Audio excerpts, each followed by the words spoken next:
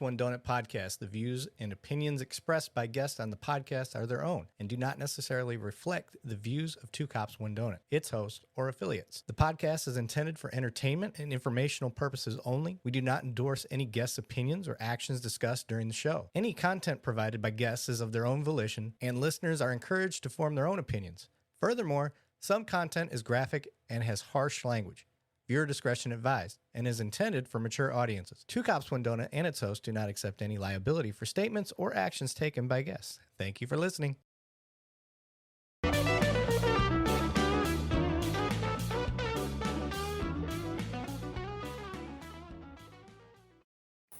All right, welcome back. Two Cops One Donut. I'm your host, Eric Levine, and today I have with me Miss Sarah Shendy. How are you, ma'am?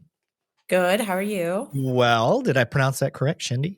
You did. Excellent. Okay. And for those wondering what this episode's going to be about is we're going to get the female law enforcement perspective, but more importantly with Miss Sarah here, she is a worldly traveler, meaning she did not originate necessarily. Well, were you from the United States and your parents were outside?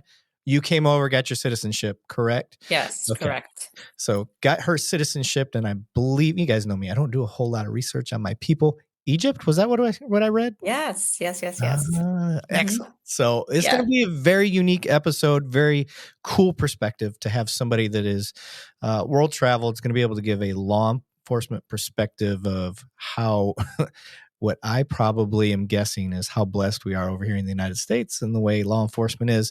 But not everybody holds that opinion because they haven't been anywhere other than maybe their own little fishbowl in their city. And Sarah, you are from Ohio, correct? Correct. You're in Ohio. I won't call out your agency or anything. I never do that unless somebody else wants to do that, because you know how law enforcement is. Like, we can get in trouble for the things that we say if we don't represent our departments in the proper way. So I don't put your business out there, and I'm not going to put my business out there. If you open that door, then we'll go down that road. But how are you doing today, ma'am? I'm doing great, considering, I've been up since 4. I went to the gym this morning, had a full day of work, and now I'm here, but I'm happy to be here. I like it. Fitness, very important for law enforcement. Yes, I'm really big on self-care, and it's such a big part of my mental health to stay active. I did long distance running for about 5 years. I'm afraid to say that those days are over, so I have to substitute it with, other things within the gym. Now, when you say long distance, what's long distance? I think I ran about 19 half marathons and a full, and between that, I ran like 10, 12 miles a day. Oh, okay. Now, I had a problem. I'm a runner myself. I like to run. I probably run 2 or 3 times a week. My long run is usually a 5K. Like, I'll do one long run. I should take that back. Every once in a while, I just want to do a super slow, just listen to a podcast, listen to a book, and the pace is, agonizingly slow, but I just go until That's okay. Until I'm done. And sometimes it's 5-6 miles, sometimes it's, almost 10 miles, but that doesn't happen very often. Yeah. Because it eats a lot of time. But 12 miles, that they're half marathon in itself. That's no joke. So what are you doing now? What's your typical workout today?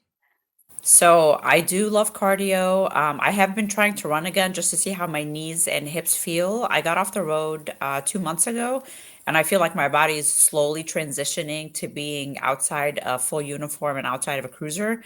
And I love, love, love weights, and I do hot yoga. Oh, hot yoga. Okay. You're on your own on that. I've tried it one time. I could not breathe. I was like, this is not for me. I felt like I was in a panic. And I should have known. I don't like saunas. So I do. I know they're good for you. I feel claustrophobic. I don't like the sensation. I've tried to do it. I guess I can say the one place I did do this really fancy resort, and it had, the room was huge. It was probably like a 40 by 30 room. It was ginormous, but it was just a gigantic sauna. And I was like, this I can do. Like, I didn't feel so trapped, I guess. Yeah. The word. But, well, ma'am, First and foremost, thanks for agreeing to do this. We linked up on LinkedIn, and I will be sharing Sarah's LinkedIn when we get to that a little bit later. But I want people know my format. I want people to just kind of get to know you first and, figure out what type of person they're dealing with before we get too far into the weeds. So who are you? Where are you from? And what got you into a life of service? First of all, thank you for having me on here. I jump at every single chance and opportunity to tell my story, to raise awareness, to humanize the badge, and to get more qualified individuals into law enforcement. And because of my background, I do target women and minorities. And that doesn't mean we don't need everybody else in the profession, you know? You mean as a recruiting? Yes. Because that sounds really bad. I'm just messing with you. Yes. You don't know me that Yes, well. yes, yes. I'm just messing with you. I target minorities and women. Like, it doesn't sound Yes. good. In terms of recruiting. And like it's sad that I always have to preface this, but I just talked about this weekend in Dearborn, on a panel that it's my entire purpose of the conversation was to humanize the badge and dispel a lot of the myths and misconceptions about law enforcement. And I said the fact that law enforcement is a predominantly white male profession. People say that like it's a negative thing. And of course, we as a police department should aim to mirror our community. However, aside from maybe a handful of women, all of my mentors throughout the career were white males. White males in the profession are our partners and advocates. And it's great to work on diversifying the profession. And that's something that I think I have done since day one in uniform. Because when you find something that's really cool, amazing, and exciting, it's like a little kid at a candy store. You want to tell everybody about it, and you want to tell everybody about your experience. And that's kind of how I approach the whole conversation about law enforcement. But 40 years ago, last week, I actually turned 40 last week. I was born in Saudi Arabia. I was born in a bedroom in an impoverished village that's not even on the map. To my parents, two very hardworking people. My mom is a teacher and my dad is a chemist. And we were in Saudi Arabia because my mom was working there right out of college as a teacher in a small local school. Until about the age of 6, I lived in Saudi Arabia and Egypt. We came to the U.S. when I was about 6 years old. And I always tell people, and I said this weekend, we're always one decision away from a completely different life, good, bad, or indifferent. My dad could have turned down his job offer after he got his PhD, and he could have been nervous about living here. It's a completely different country, different culture, different language, different way of doing things. And as we all know, although our country is not great and we have had some recent highs and lows. Like we said before we started the show, we're better off here than a lot of other countries. And it's a lot of people's dreams to come here to the United States and kind of work towards and achieve the American dream, however that may look like to them. So my dad was offered a job after he finished his PhD in polymer science, and we have been in the U.S. since. We lived in Ohio the entire time. I love Ohio. A lot of people don't. I love Ohio. We are known for our national parks. The price of living is very affordable, and we kind of get 4 seasons depending on the day. Sometimes you get the 4 seasons all in the same day. Um, but yeah, it was crazy. Like, it's a crazy experience growing up here, even though I was only 6 years old and it's really young. It's still like I think about it every day, like a lot of the things that I went through, that my family went through, the assimilation, having to learn, like we spoke very basic English because they kind of teach English everywhere in the world. I know they do in the Middle East at a very young age. My mom learned how to drive. We transitioned, from a smaller family to a bigger family, from an apartment to a house. And it's awesome because my parents still live in the same home that they bought when we were kids. So going back there to visit them as an adult is so nostalgic and so amazing. And I went to college, and my first couple years were not good because I was only 16. And I didn't go to college at 16 because I'm smart. Like, I have to get that out the way. My parents, like a lot of other immigrant parents, wanted us in and out of high school. They did not feel like high school was a great place. They didn't feel like high school was a safe place. And they didn't feel like we were around a lot of people that we would consider to be a good influence. And the high school I went to was not bad. And we know that there are like a handful of kids at every school that tend to make bad decisions. I don't think they're bad kids at such a young age. I think that they're kind of a product of their environment. But my parents didn't care what the explanation was. They wanted us through high school in 3 years. So we actually took summer school, um, and we graduated early, which landed us in college at the age of 16, which I don't recommend, especially if your kids were raised in a conservative home, whether it's conservative Muslim, conservative Jewish, conservative Christian. College was just like a huge adjustment because we went to going to high school and having a very strict environment at home, and then feeling complete liberation in college. And I still lived at home. We didn't have the option of moving out. And I was around a lot of people, and I made bad decisions. I was definitely a follower. I lacked like confidence. And for whatever reason, I really, at that time of my life, did not feel that my life would amount to anything. And when you think that about yourself, of course, you're not going to care about the decisions that you make. So the first 2 years in college were not good for me. They were not happy memories. And I take 100% accountability. It's because I chose to do nothing with myself and nothing with my life. And I went to Kent State University, and I remember getting pulled into the dean's office because I was on academic probation and they were going to kick me out. And I was like, yeah, if you kick me out, my parents are going to kill me. Like, this is not good for me. And um, they said, "What are you going to do to change your grades? Because you're basically failed all of your classes, and then you're barely passing your classes. So you have to make some kind of decision to change, or we're going to dismiss you." So I switched my major from what my dad desired to what I wanted. And I switched my major to criminal justice. And you can see like a transition on my transcript, which is embarrassing and funny. And I hate explaining it. But it's like C's, D's, F's, and W's, and then A's, B's, and C's. And I think I graduated like on the merit roll or whatever it's called, the dean's list. I loved criminal justice. It's been my passion forever. And one of my professors who got to know me really well throughout my junior and senior year came up to me one time and he's like, "Hey, Sarah, Kent State is bringing the police academy back." And I was like, "Okay, cool.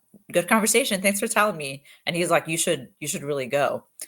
And I don't remember talking about this, but when I made the paper in the news a couple times here, my counselor and a couple other teachers from my middle school and my high school told me that I always talked about being a police officer. I don't remember it, but obviously I must have verbalized my goal at some point. And they were like, "That's really cool. I see what you're doing. You always talked about being a cop." And I was like, "I did? Like, that's great." That's really hard for me to believe that I actually told someone that. But I had DARE in school, and that was like my first really close one-on-one contact with an officer. Like, I've seen cruisers on the street, we pass officers doing traffic stops, but I had DARE in school, and I just fell in love. I fell in love with the uniform, the cruiser, how the officer was there for the purpose of being your friend and not so much in an enforcement role. And that's really where my desire to go into law enforcement started at a very young age. I think I was in like fourth grade, maybe. But everybody remembers their DARE officer. Every single person I've spoken to remembers their DARE officer. So I went to the police academy after I graduated from Kent, 2007, I believe, maybe 2008. So what made you as you switch your major, like how did you know to switch to criminal justice? Because you don't sound like your mind was made up as far as law enforcement goes yet, but what made you switch over to that? So I've always loved it. I've always taken an interest in like justice and fairness in general. I guess we can call it in my mind, like if I had to articulate it at a younger age, I would not have called it criminal justice, but I was very interested in like I think one of my favorite classes that I took in college was crisis intervention. And boy, like, do we do that as cops today, like 90% of the time. So that was one of my favorite classes. I took a lot of classes on juvenile delinquency, which I worked in juvenile corrections for a little bit before I became an officer. Mental health. It was really like the social work and the human aspect of law enforcement that I fell in love with. And then the police academy, that conversation, that was the one decision that changed like the course of my life. Okay. Um, Now, you had to have this conversation at some point with the mom and pops. What was dad's reaction to you wanting to get into law enforcement? Okay, Eric. So I actually did not have that conversation with my parents, and they didn't even know when I went to the police academy. Oh no. Oh, yes. Oh no. And listen, I talk a big game about my parents. They are the sweetest, kindest, most gentle people on the planet. But you know, when you're a kid and you're raised in a culture and in a religion where everything's about respecting, loving, and honoring your parents and your tradition and your parents' wishes, I'm like, oh my God, my dad wanted all of us to be doctors. And what is he going to do? And how is he going to feel when I tell him that I don't want to do what he's doing? I have his work ethic, I don't have his brains. My dad is extremely smart. And I just didn't want to disappoint my parents. So at however old I was, 21, 22, I didn't have like the bravery or maturity to have that conversation with them. So I just did it. So I just went to the police academy. Of course, But eventually they found but out. but now you have the ability to take somebody's freedom away. I don't have the mental maturity to handle my parents, but Well, I I was young. no, I get it. Um, I get it. yeah. I look back at my career and I tell people a lot of times like, if you would have asked me at 21 if I thought I was ready to be a cop, I would have told you, yeah. If you would have asked me at 18, you couldn't be a cop at 18, but at some point you could, but not when I was Mhm. going through. I would have told you at 18 I was ready, but me now, Yeah. 42 years old and 18-year career looking back, I was not ready. I don't think I was ready until I was about 25, 30 years old. I agree with you 100%. And it's so crazy. And I'm really, really, really big on leadership and mentorship. And I make sure not to make our new hires, I don't use the word rookie. I don't like it. I try not to make our new hire feel any kind of negative way, but I'm like, you're how old? 23, 24. Like, what are you doing here? Because that's so young, I you know. know? But when we were 22 and 23, you couldn't tell us nothing. Like, we were No. ready to go out and kick in doors and take over the world. Yep. So, Yep. um, I'll tell you, when my parents found out I was in a police academy, when I came home after I got pepper sprayed, not something that you can hide from the general public. Yeah. Looks So like you've I been got crying all day because you oh, have. yeah. Yeah, and that you, like, went to visit hell, and it Yeah. wasn't a good visit. It was terrible. So one day we got pepper sprayed, and then the next day we got tased, and I remember my dad saying, "What are they gonna do tomorrow, shoot you?" So they thought it was cool, and I'm kind of the black sheep of the family, so my dad said it was a phase, and he's like, "Oh, Sada's going through a phase, just let her get her out of her system." And 16 and a half years later, here I am. It's a long phase. Um, yeah, very long phase, lifetime. But after the police academy, they saw how much I love what I do. They saw how good I am at what I do. And I mean, you and I know every officer out there can like write a book about the lives that they've changed and influenced, and how all of those amazing, wonderful people have also changed us. And they are extremely, extremely, extremely supportive. My family are like my biggest cheerleaders. I mentioned earlier that I was in Dearborn this weekend, which is about a 2.5, 3 hour drive from where we live. I went down there to accept an award from the Arab America Foundation. I was recognized as one of the rising leaders, 40 under 40 program.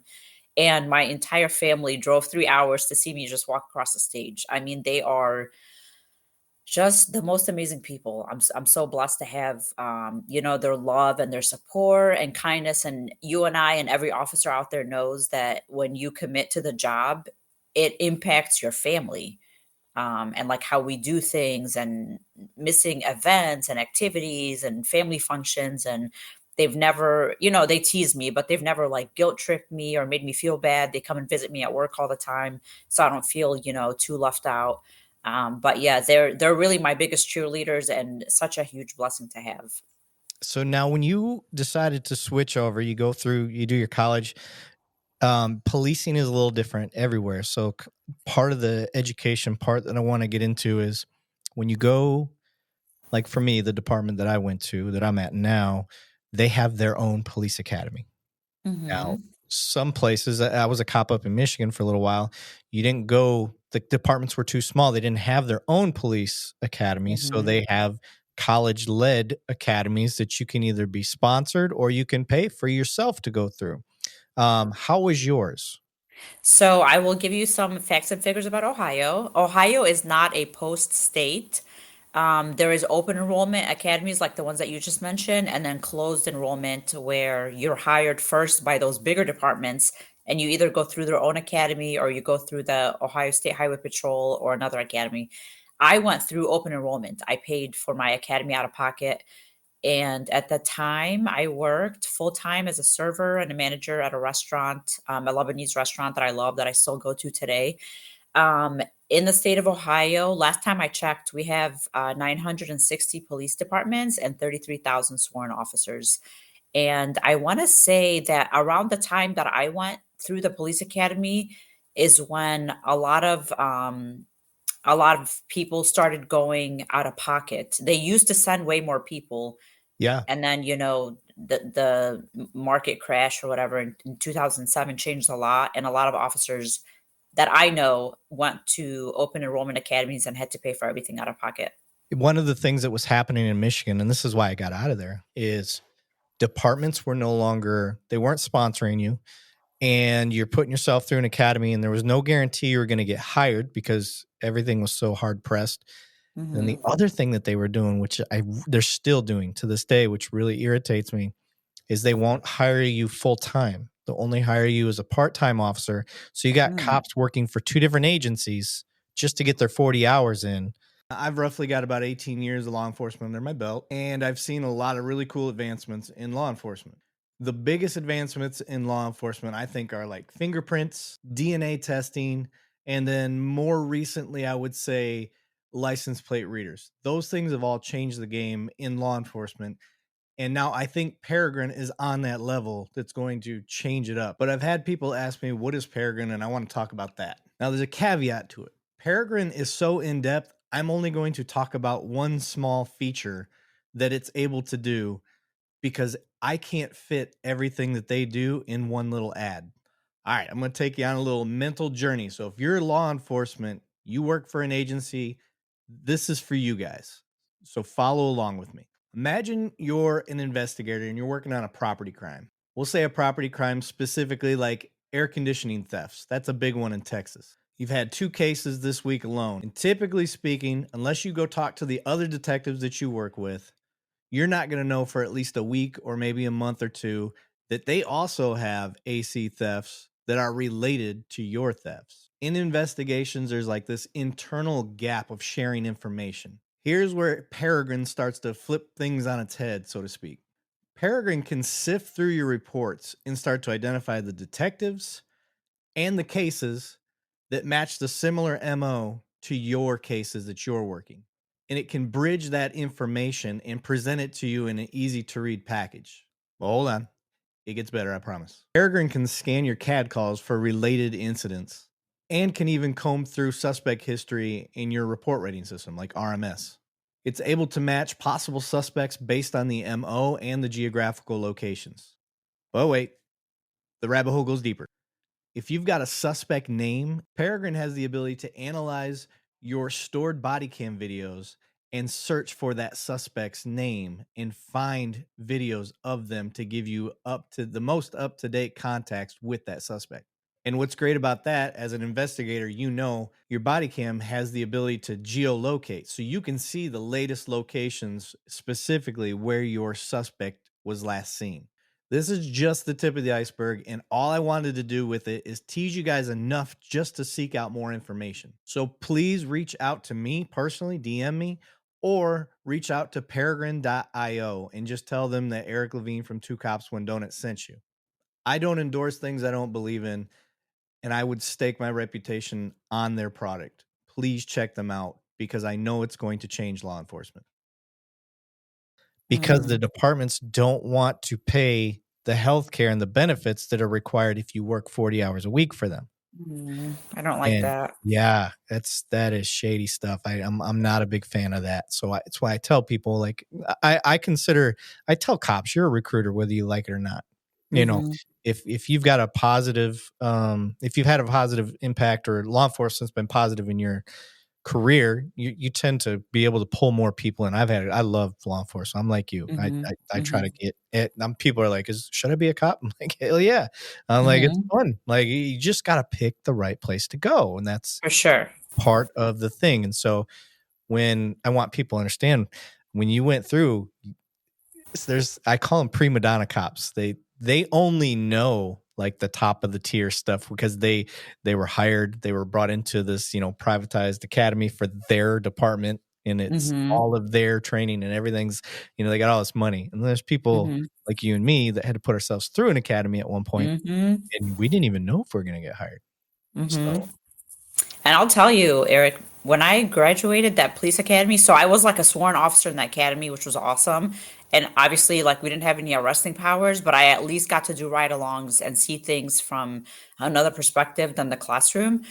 And my very first police job was an hour away from my house in a small village. I got paid $8 an hour. What I got paid didn't even cover my gas. And I had to pay for my uniform, my vest, and my gun out of pocket. And in 2008, I remember, and it cost me around $2,800, which is still a lot of money today. mhm. So, and I worked corrections during the day, and then because that was my full time job, and then I worked night shift for that department. So, yeah, when I hear entitlement today, I don't take it well because I am so glad if things were easy for you, please appreciate that and like d- like don't take advantage of everything and everybody around you because you didn't go through what we went through to get to where you're at. You know, whether it has to do with like uniforms or side jobs or shifts or having weekends off. For the first time in my entire career, after 16 and a half years, I'm working 8 to 4 with weekends off. It took me a little over half my entire career. And Yep. that's okay. And like I said, when people have it easier than me, I cheer them on. I'm not mad at you, but like do not take that for granted and like don't throw it in people's face because a lot of people don't take kindly to that kind of attitude. And I think a lot of times they just don't know any different. To them, their Mhm. experience is how it is for every cop. Mhm. And I'm like, listen, you got to understand, like, you were getting paid while you went to the academy. There's people out there coming to our Mhm. department. You got your nose turned up because you're like, oh, it's a transfer. You know, I'm like, they had to put themselves through an academy. They didn't have the luxury of, where I'm at. We've got a training facility that's a quarter mile long. It's one of the largest in the nation. Nice. I'm spoiled. Like I Yeah. know I'm spoiled, but I've got the outside perspective that Yeah. didn't always have that. So I call him purist. I'm like, Yeah. you're a purist because you didn't know any different. You just that's all you knew. But now with you going through the academy and stuff, and then when you get Mhm. done, first off, how long was the academy for you? 6 months because I went full time. Here, if you go full time, it's 6 months. If you go part time, it's 9 months. Okay. And then in that, while you were going through, once you passed, I'm sure the state exam or whatever it is you guys have, Mhm. were you being groomed by any other departments? Was how I'm sure as a female, everybody was trying to get you because, like you said, there's not a lot of females out there. Yeah, so again, statistically speaking, in the entire country, we have 13% female. And out of those 13%, 2% are in leadership positions. So at the time, I actually applied with like, I think 5 departments. And I remember applying to one department where I had to work corrections first. And I swear this happened. They told me that I was overqualified because I had a degree in spoken another language and that they couldn't hire me because then they would have to pay me like a certain salary and they couldn't afford to do that. So I was like, oh, okay, that's interesting. But I did get hired, I would say fairly quickly, um, in a township here in the state of Ohio. Okay. And I was with them for almost 15 years. Roughly how many cops does your department have? 39.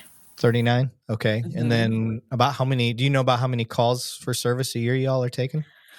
Oof. Right now I'm on a college campus and I came from not a college campus. So it's been If you're law enforcement, stop and listen to me right now. If you're a business owner or an HOA, please stop and listen to me right now. I want to tell you guys about Insight LPR. It's a license plate reader. If your agency, community, or business is looking to invest in LPR to help solve and deter crime or to make your community safer, Insight LPR has my vote of confidence. I've met with their team. They know their LPRs, guys. They're the real deal. They bring over 75 years of collective experience to building LPR cameras and the software that supports communities across the country. The other thing I really like about this team is how much they listen to law enforcement. They understand the importance of working together with law enforcement and getting their input as they build and innovate products and their service to match the needs of law enforcement. In other words, when I complain or have suggestions to make their damn camera better, they actually do it. The Insight LPR team is extremely passionate and takes pride in their product development, which makes their cameras some of the most durable cameras in the market. For the gear nerds out there, what that means is this stuff's made of military grade aluminum and is nitrogen purged, whatever that means. This design makes the cameras rugged and able to withstand harsh weather elements. Here's the big selling point for me. Their nighttime scan accuracy is higher than most of the leading competitors. In my opinion, this is what sets them apart. As we know, the majority of crimes occur at night, so it's critical to have high scan accuracy at night. Insight's cameras check the box with the nighttime plate read accuracy greater than 96%. 96%, guys. That's pretty freaking high. If your community is looking to invest in LPR technology, reach out to one of their experts today or reach out to me. Tell them Two Cops, One Donut sent you. My first couple months on the road was an eye-opening experience. And I will also tell you 85% of the police departments in the state of Ohio are what I label medium size. They are like between small and medium, like they Yeah. have between 30 to 50 officers. And then you have departments that are way smaller, and then you have departments that are a lot bigger and have hundreds of officers. So I always worked for like a medium-sized department, except my very first job where I got paid $8 an hour. That was a village, and I think they had like 10 or 12 officers. Okay. But we're busy. We're Yeah. busy. We're in the Cleveland area, so we're busy. Okay. I hate the summer because we all know Summer's busy. it's when it's hot out, I don't know what happens to people. Me, I just want to stay inside and be at Yep. peace or sit by the beach somewhere. Yep. But yeah, we're busy, especially as we know second shift is a lot of times the busiest shift. Our night shift is not as busy. It does get busy sometimes.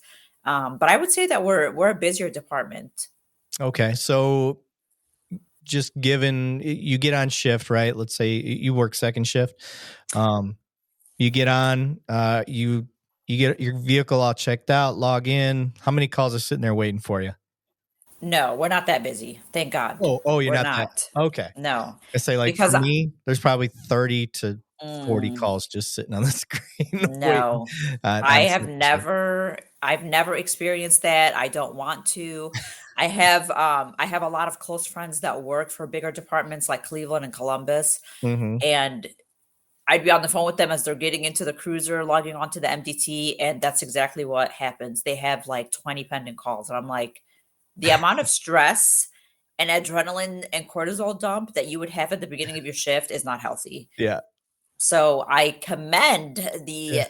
men and women in uniform that work under those circumstances.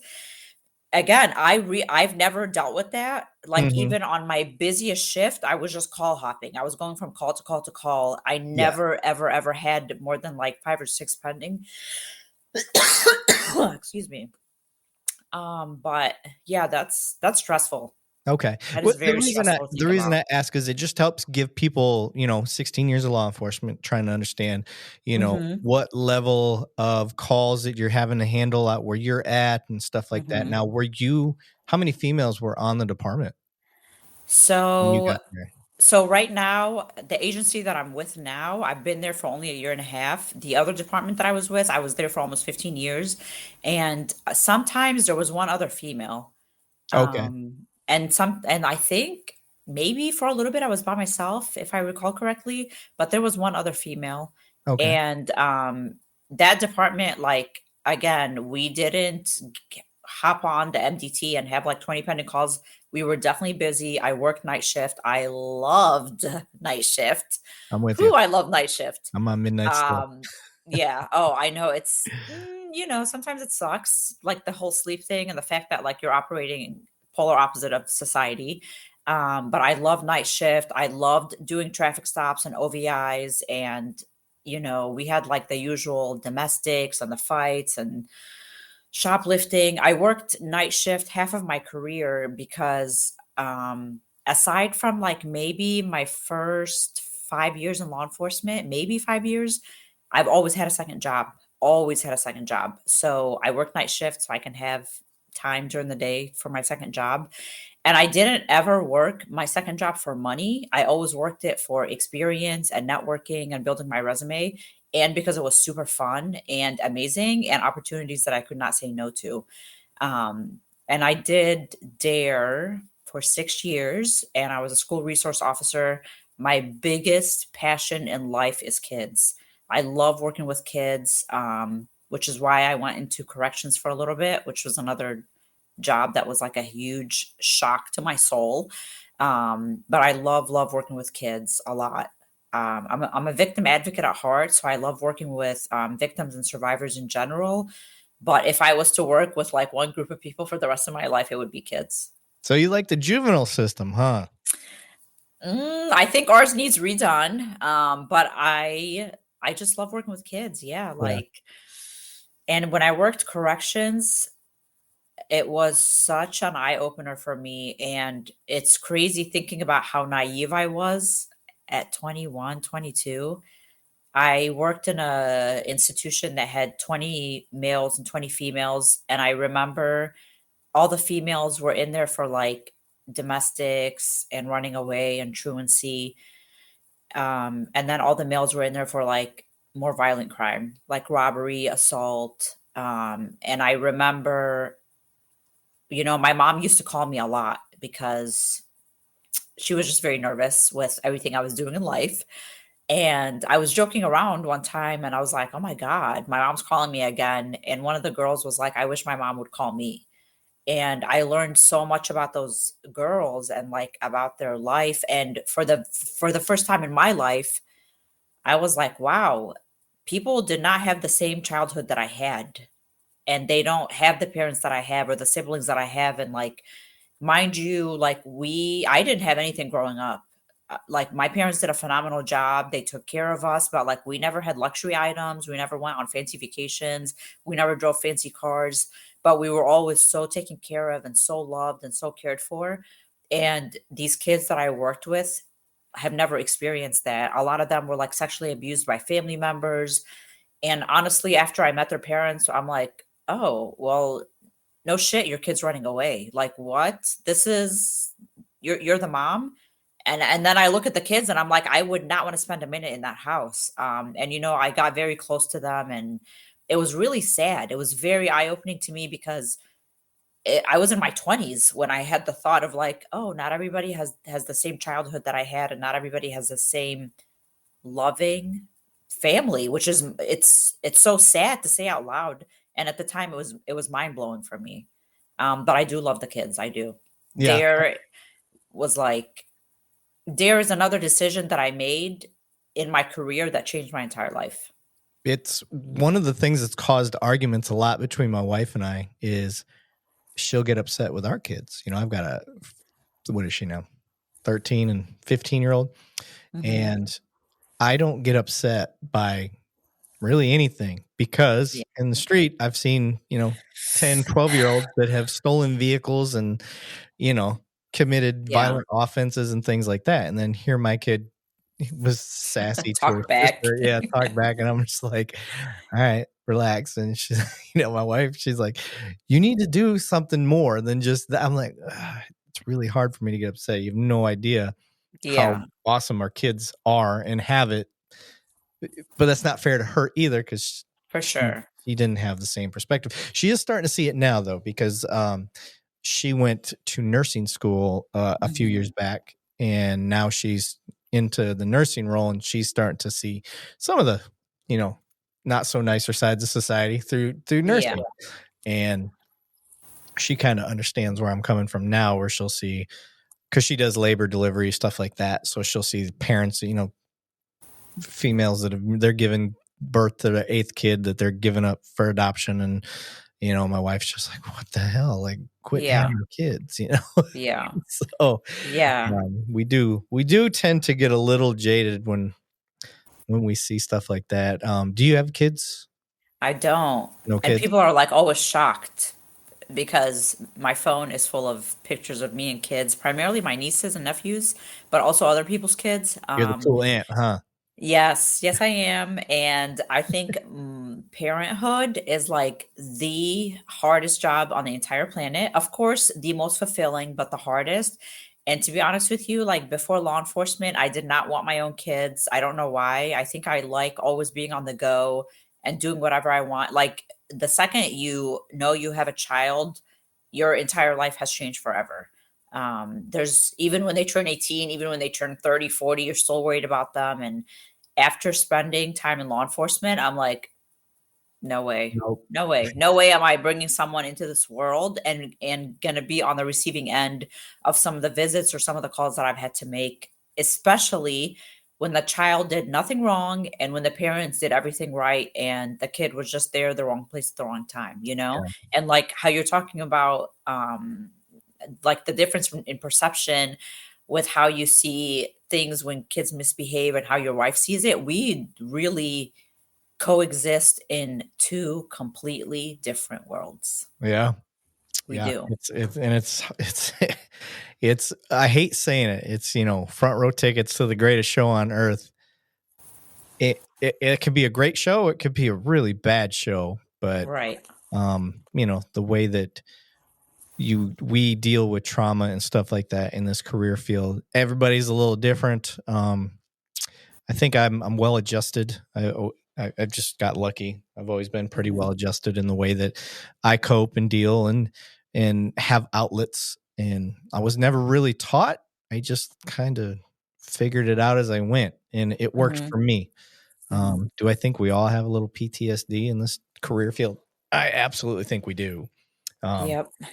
but like you said, you did marathons, half marathons, workout, found a shift that works for you. There's all these little things, good diet, Mhm. exercise, all these things help. They all help combat that. Me being a married guy, I've always made sure I told my wife everything. Like I, Mhm. I didn't try to hide it from her like so many people in our career try to do. And I'm Yeah. like, and then what ends up happening? You only end up talking to cops, and now your wife feels isolated. Isolated. Yep. And now what? Now she doesn't understand you. And now you kind of set the catalyst to this whole thing, but you're blaming Mhm. her. And I'm like, Mhm. that's just, I just saw the writing on the wall very young in my career because my dad was a cop, Okay. retired from the department that I'm at now. Mhm. So, and in the military, I joined the military first, became a military cop for the Air Force.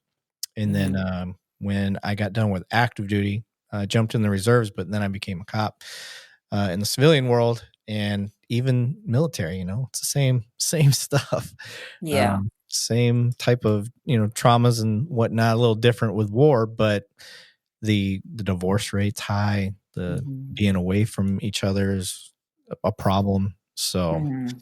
but you get it. I want to get to you have such a unique perspective. So I'm trying to figure out the direction I want to go before we dive deep in your career. You had the perspective as one or two of females on your entire department. Mhm. So for those females that are out there, and this is not a females can't do the job. That's not where I'm going. What I'm going with this is, what were the hurdles? What was the stigmas and stuff that you had to deal with? So any females out there listening that may want to get into law enforcement, they can kind of have an idea from somebody that was there and lived through it. Well, first of all, let me just preface this by repeating something that you said, that this is like, I want to say, yes, the greatest show on earth. This is the best job on the planet. Yes. I'm speaking Arabic with a master's degree. I know that I could be doing a whole bunch of other things and making double or triple what I make now. And I choose not to, because the fulfillment that we get from this job is unmatched. So, and I will tell you, like, I think it's fair to say that, like, being a woman wasn't by itself my biggest challenge. I know for a fact that how I was raised and my culture and religion that have primed me for a successful, fulfilled career in public safety were really the ones that presented me with the biggest challenges, and I'll tell you why. And of course, like, I will agree with you 100% to say that, like, there's nothing in this job women can't do. But I also know that we are created very, very, very different, extremely different, which is great. It is why we complement each other. Like, I have strength and weaknesses, and you have strength and weaknesses, and we may go on a call together, and you may do better dealing with the suspect, especially if he gets physical, and I may do way better dealing with the survivor or the kids.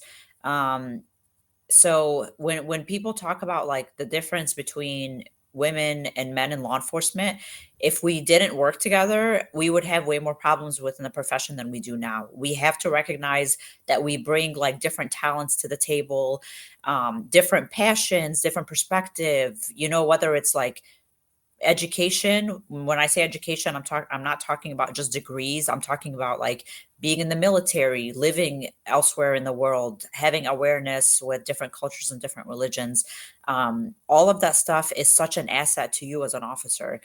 And when it comes to, so I just posted something on LinkedIn last week when I turned 40, and it was kind of like 7 or 8 bullet points of things that I learned that I wish I would have known at 25 or 30 or 35. And it is insane. My nephew jokes around with me all the time, and he's like, are you sad post 40 birthday? And I'm like, hell no. I was like, the amount of growth and maturity that I feel, and, like, I don't know if it's being courageous or feeling brave. And I would have been unstoppable at 25 or 30 had I had the same growth and maturity and mentality that I do now. And a lot of the things that I went through that, like, really hurt me were definitely at my own hands, number one. Number two, it was because I lacked the things that I have now. Like, when I say I lacked the maturity, I'm not saying that I was immature. I'm saying that I lacked the maturity to have boundaries, to keep certain people out of my life, to have healthy relationships. And, a lot of the issues that I think I encountered was because I was raised to be extremely compassionate, extremely empathetic. Everybody's problem is your problem. You do everything you can for everybody that you meet. And I remember one of, like, the most saddest and most traumatic calls that I've had. Nobody died. Like, no traumatic call that I tell involves death, but it was traumatic for me for other reasons. It was an overdose at one of our homes, one of our communities, and I pull up to the house, and there is 3 kids sitting there. Probably like an 8-year-old, a 6-year-old, and a 2-year-old. And the 2-year-old was sitting on the 6-year-old's lap drinking a bottle of milk. And the kids, you could tell they were terrified, but they were trying so hard to be brave. And they were like, I could feel their nervous energy, but they didn't want to freak out because the older one knew that the 2 younger ones were relying on her to stay calm. And I was like, "Hey guys, are you okay?" And they're like, "Yeah, mommy's in there. We don't know what's happened. Like she passed out or went to sleep in the bathroom." And I said, "Okay, well, you're doing a great job. Stay out here on the patio. Take care of each other. There's a couple other officers showing up. Don't be afraid. If you see more police cars, they're my friends and they're just here to help." So I go in this house and the mom has overdosed and she's a bigger woman. I can't get in the bathroom because she fell on the bathroom door. To make a long story short, Narcaned her, she survived. And those kids broke my heart because they were so cute and so innocent. And the house was in disarray. There was nothing in the fridge. It was terrible. Um, I I think I was off for like 3 days, 2 days, whatever, and I come back and I'm car to car with another officer, and I'm like, I have to go check on these kids. And he's like, "Oh, did you hear about their mom?" I was like, "Oh, yeah, the overdose. Yeah, I was there last week." They're like, "No, she died." And when I tell you that like a million-pound boulder fell on me, I don't even know why that was so painful to me. But all I thought about was those kids, you Yeah. know? And there are people that I met 14 years ago on death notifications, on homicides, on suicides that I still talk to today. And I remember people at work telling me, like, you can't do that. You can't take your work home with you. You have to disconnect. Once you're done here, you're done here. Ever since I've been an officer, aside from when I was on vacation in Egypt, I check my email all the time. I don't care if I'm off or not. And I know that like I'll agree to disagree with a lot of officers on this, and you have to do what's best for you. And our boundaries look very different. I don't treat the job that way. We don't work in a factory. We work with people and for people that rely on us for healing and recovery. And if I can send an email or an encouraging text or return a phone call to let someone know the case update or answer their question about their car that got towed or whatever, I'm going to take 60 seconds out of my day and do that. And that's how I've been since day one. And a lot of people are like, "Oh, I don't use my phone for anything work related. I don't get emails on there." That's okay. If that's what works for you, that's completely fine. That's not how I operate. When I say that, like, I am committed to this profession and the communities that we serve, I'm committed. That doesn't mean that I'm committed when I'm on the clock. I'm committed when I feel okay. I'm committed when I'm having a good day. No, I am unconditionally committed to the community. And that's what I think really sometimes anytime that I felt isolated, it has been because I felt like I cared so much more than a lot of the other people around me. And I'm not saying that they didn't care. They are great people, they're great officers. But the way that I was raised are the Arab American culture, the Muslim religion is so big on compassion and empathy and forgiveness and kindness and taking care of the people around you, and like taking care of people that need help is a form of charity in Islam. So I was taught that growing up, that behavior was modeled around me. And as an officer, I replicate it. And that's really, aside from my work ethic and the fact that like I do give 110% every day. And I do go above and beyond for people, regardless of how they feel about me, regardless of how they like me or not. And that's really, I believe, what brought me so much success in this field. I think when you made the point that you're not saying that you care more than the other officers, I think what you're pointing out without pointing it out is it's the culture of policing. Because just like you Mhm. said, you can't just turn it off. And how many salty veteran officers have you told tell you don't no you when you leave, when the uniform comes off, it's off, like it's got to be gone and you got to. So what you're saying is the culture of policing has kind of instilled that into a lot of officers. Mhm. And I think the ones that are more successful are the ones that realize that old culture there's a reason why there's a ton of alcoholism, a ton of divorce Mhm. rate, a ton of suicide, because that is the old school way of thinking. And Mhm. if you're the ones like us that are out there talking about how much we love this career and why we are successful in it, or why we feel we're successful in it, it's because we're doing it Mhm. different. We're not Mhm. we're not listening to that. If it works for you, that's great. It doesn't Mhm. work for me, and I don't want to Mhm. become one of those, salty veterans. I'm salty about certain things For that sure. are work related, not anything that's going to affect my health physically. Like, I'm old school, like, quit trying to use AI and all this stuff to, write your reports, write your damn Mhm. reports, check, like, Yeah. it's work related. But when it comes to dealing with people and the humanizing part and the empathy and all of that, like, I would say 99.9% of us got into policing because we wanted to help people. For You know, sure. there's some of us that want to chase bad guys, run lights and sirens, Mhm. and Mhm. and go shoot guns and stuff. Like, yes, that's Mhm. that's all a fun part of it, but I think Mhm. that the root cause is we want to help people. Yes, and it's great when you're able to do both, right? And I Yeah, I said this to someone the other day, like, I am so professional and cool, calm, and collected. I don't use profanity. You really have to like do something crazy for me to get upset, but it's a switch. If you put my life in danger, if you put anybody else's life in danger, guess what? I will use profanity. I will have you at gunpoint. I will get the job done. If I need to, I will go there, but that's not who I am, yeah, And I feel like really good veteran officers walk that fine line. And yep, another thing, Eric, that I think is so important when you talk about women in law enforcement and the difference, vulnerability.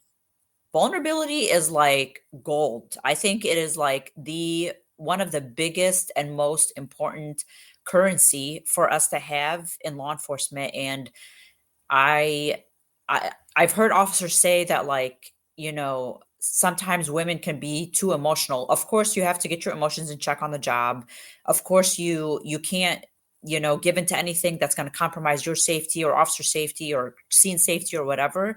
But like I remember like every single time I've cried at work, and almost every single time it has been in my cruiser. It was for 3 to 5 minutes because another human being was in suffering. And the one time, and I just spoke out of high school last week, and I told them about this because they're like, "Have you ever cried at work?" I was like, "Hell yeah, I've cried at work." Like, what? Do you know what we do? And it was on a DOA on Mother's Day, where a mom that was like 86 or 85 choked on something and died during the Mother's Day brunch with her husband, and they were married for like 50 years, and it was terrible. But I spoke at an SRO conference, and there was like 300 officers there, and I was talking about officer suicide, and I locked eyes with one of my really good friends in the room that lost her husband to suicide, and he was an officer. And I started crying, and, like, when people get emotional, they're like, "Oh, I'm so sorry." I'm like, "I'm not sorry. Take a moment to yourselves. If I start yeah, ugly crying, just give me a minute, and, and we will resume." I am not sorry for being yeah, emotional.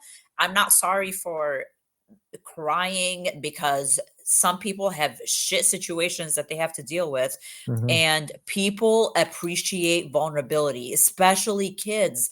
Like, I'll tell you, in 2017 or 18, the officer that kind of took my place and was teaching Dare did something so leadership like and so courageous. And he asked me to speak at the Dare graduation.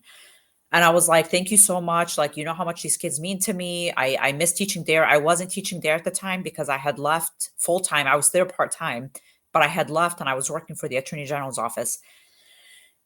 And I pull up to the school. I get a call from the secretary at the middle school, who's one of my good friends. And she knows that I've been kind of keeping track of these three kids. One of them was in like first grade, one of them was in sixth grade, and one of them was in like eighth grade or high school.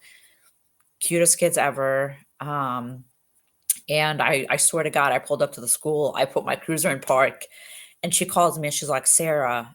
And I was like, "Hey, what's up? I'm here. I'm pulling up. I'll be in there in a second." She's like, "I have some bad news." And I said, "What? What's going on?" And she's like, "That mom just died." She was like 36 or 37. And I was like, "Oh my god." Again, it was like a mountain fell on me. So of course I went to the school and I try not to. It's not like I give into my emotions right away, but I stood at the podium and I never speak from script ever. Doesn't matter if it's like on this kind of platform or Yeah. in schools or whatever. I always like to speak from the heart.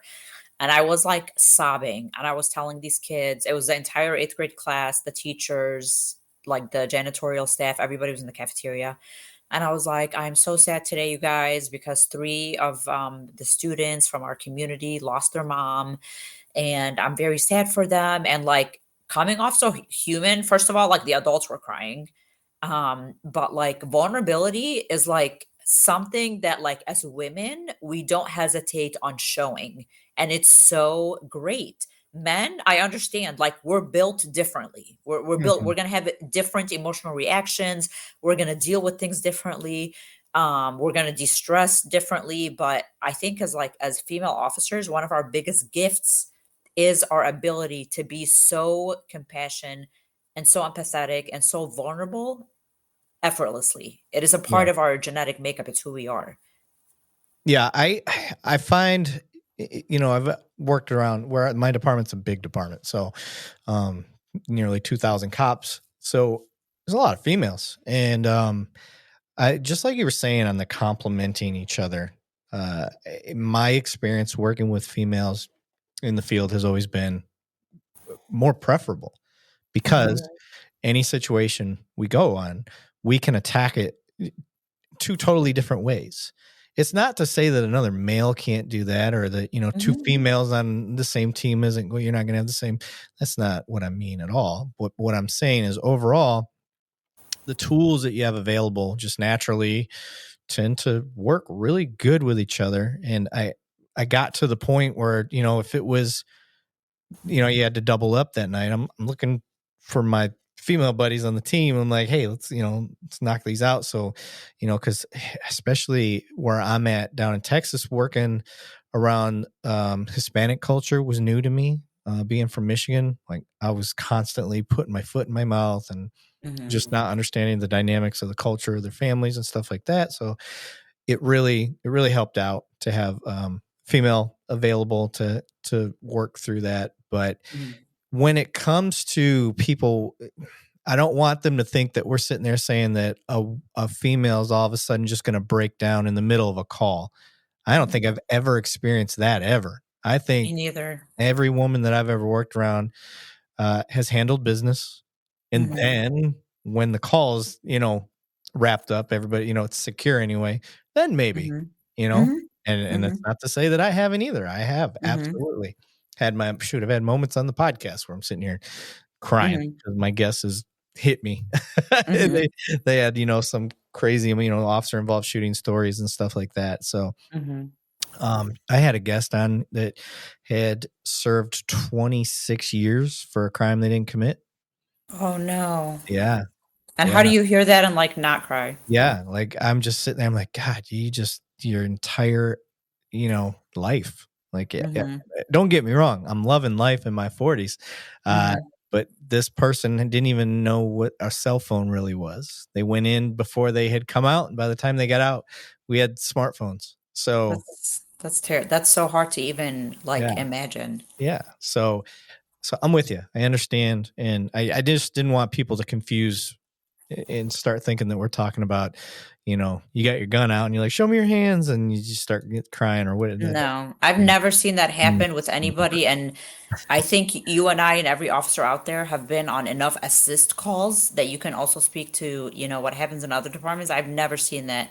And another piece of advice that I always give women is like don't feel like you have to change who you are. And I say that because like men are stronger than us.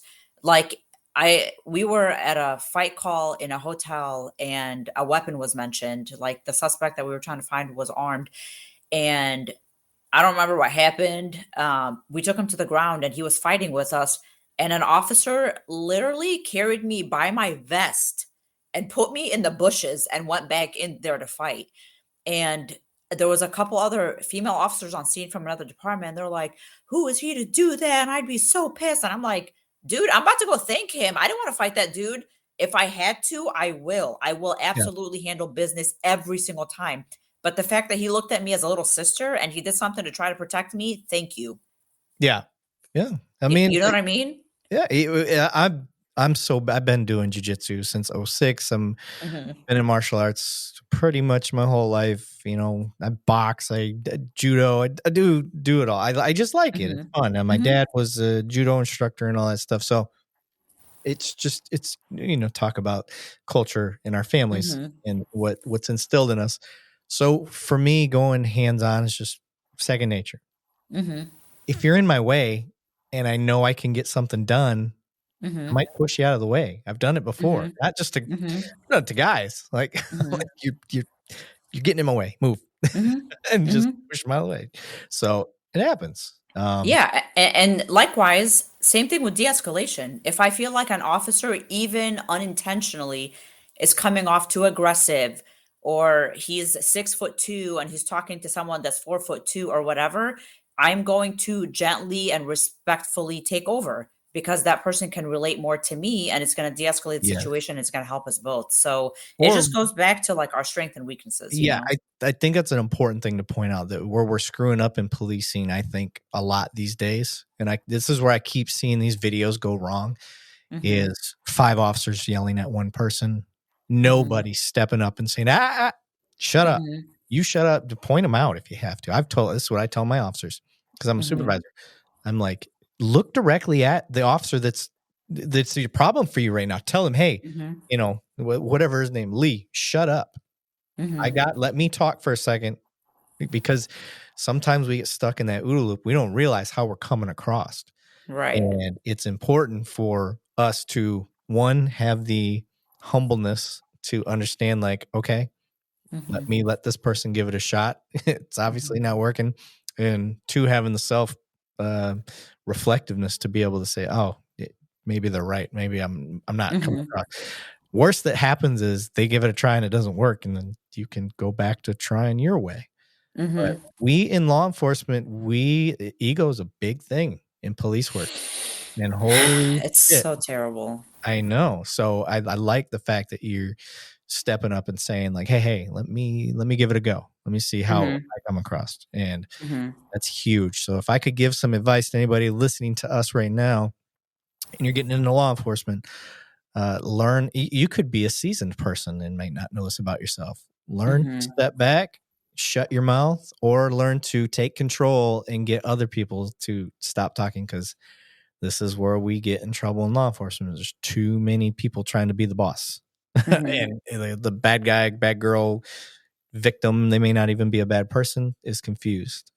Did you mhm. see that boiling water lady video where she, Yes, oh, Sonia Massey. yes, Sonia Massey, How can that I was, forget? so that is, I keep using that example for people. I'm like, Mhm. the partner just needed to say, well, partner, hold on. Yeah, okay. As soon as he was like, Yeah, I'll shoot you in your fucking face or whatever it was that he said, like that was his opportunity. Like, oh, terrible. they should have left so many different times. I would have been gone. Yeah, I wouldn't have been there. yeah, Like this is the victim of a person that's not here. She's yeah. obviously got some mental issues going on. Maybe we can Mhm, refer her and get some, mhm. crisis intervention team, mental help, whatever it is. But it didn't need to be right then and there because there was No. no threat. You needed to leave. They were so stuck on getting an identification. The one guy Mhm, was, and I'm mhm. sitting there like, bro, like I guarantee you've been called to this house before. Just Right. go find her ID somewhere else. Yeah, It priorities. Yeah, it's not that big a deal. So, if anybody takes anything from some of the stuff we're saying today, yeah, listen, learn to step back and either take control when you realize there is no control, or Mhm, call out somebody else. Hey, Sarah, take it. You got this. I'm it's not working for me. mhm, Hey, talk to this other officer. You obviously don't like me. So mhm. I think it's hard for cops right now. I don't know why. I don't know why either. When you're recruiting, are you noticing social skill issues? Is this the almighty cell phone? Is it as bad as what people are saying? Because you're into recruiting a lot more than me. Yeah, I am seeing issues. So, my niece, who's 11, kickboxes, and I took her to practice yesterday because she has a competition coming up next weekend, and I was asking her stuff and she was giving me yes no answers, and I'm like, no. And then I said something like, because I was in Dearborn, and I was like, oh my God, I'm so tired. No response. And I was like, Zuzu, when people around you say certain things, you have to listen and you have to give them a response. What are some responses that you can give your friend?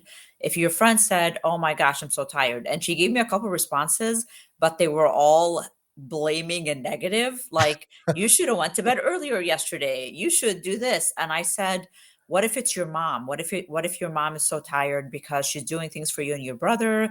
What nice thing can you say? And I kind of guided her and coached her through it. And I was like, how about we say, like, I know you're so tired. I know today's been long. You're going to get through it. And maybe you can go to sleep earlier tonight. So I'm definitely not letting my nieces and nephews get away with that. But I have noticed, not just with the communication, and people don't understand that, like, okay, aside from being like tactical and safe and a lot of other things that the job requires, communication is basically a number one.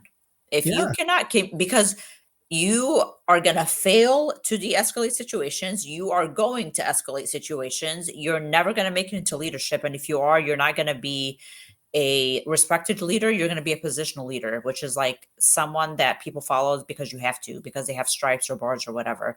And that's terrible. I never want to be thought of in that manner. But I've noticed, like, and thank God it's not everybody, but definitely, like, they lack energy within communication or like compassion. Yeah. So even when we do like scenario based stuff, with not just police, dispatch, security, and we do a scenario where like a survivor of a sexual assault is calling in, and the dispatcher hears the person saying like, I think I've just been sexually assaulted by a guy that was in my apartment, and the dispatcher would be like, okay, where do you live? Instead of like, I'm so sorry, are you okay, do you need EMS? Like, they're very black and white, 1 2 3, this is the protocol. And I'm like, listen, it is okay to talk to these people like they are your friends. It's okay to be compassionate, empathetic, think about what you can do to keep them calm. Always ask them about their safety, always ask them if they're injured. But they get so stuck, and a little bit of it could be the fact that they're nervous, um and like, oh, I have to make sure that I cover policy and procedure and all this other stuff. But like, if that person has a shitty experience with you on the phone, they're never going to call us ever, Yeah. whether it's because they need help or they have information about a case that we're working. So yeah, it's definitely a challenge, and I have like very mixed feelings about technology. Like, I love technology, but I can also see how it could be like a huge inhibitor when it comes to our communication, our human skills in general.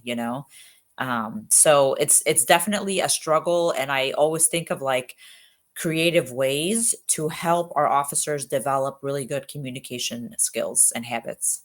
Yeah. It's been I've been noticing, I'm like, all right, especially with my younger officers, reading their reports. And I know every sergeant that's ever existed has always probably complained about the reports that they're getting. And I'm Yes. reading it and I'm just like, there's so little description. You haven't been Yes. burned enough in court. Okay. I get Oof, that's that. it. So that's one reason for it. But the other reason, I just don't think the imagination is there. They've never had to. Everything that they have learned in communication is get as short and to the point as possible. So, Mhm. what I mean, when you think about what emojis are, that's Mm, another way for us to not have to write out or describe anything. right. So the use of it, like I make this joke a lot. I goes, but mark my words, eventually Yeah. emojis are going to work their way into courtroom stuff. Oh my god. And Okay, well, don't judge me, but, like, I may use them in my emails. that's different. It's informal, but what I'm getting at is the lack of having to have real communication, and I get a lot of officers ask me, how do you do a 2-hour podcast? How do you do 3 hours with these people? What? I could talk all day. I'm like, that's just, I cut them off at 3 hours. I was like, Yeah. that I can almost talk to anybody continuously that long. And Yeah. I said, if you know how to ask questions, in law enforcement anyway, you don't Mhm. really have to say a whole lot. You just let Mhm. them go. And then Mhm. when you feel like chiming in or giving a perspective, like, you can do that. But Mhm. for the most part, when it comes to just talking to people like on these platforms, I'm not the focus. You are. Sarah is the Mhm. focus. I don't need to speak a whole lot. I just need to prime Mhm. Sarah up and let her go. And Mhm. that's how it should go. So Right. I've been noticing, it's just I feel like it's gonna get harder and harder for our officers to talk to people.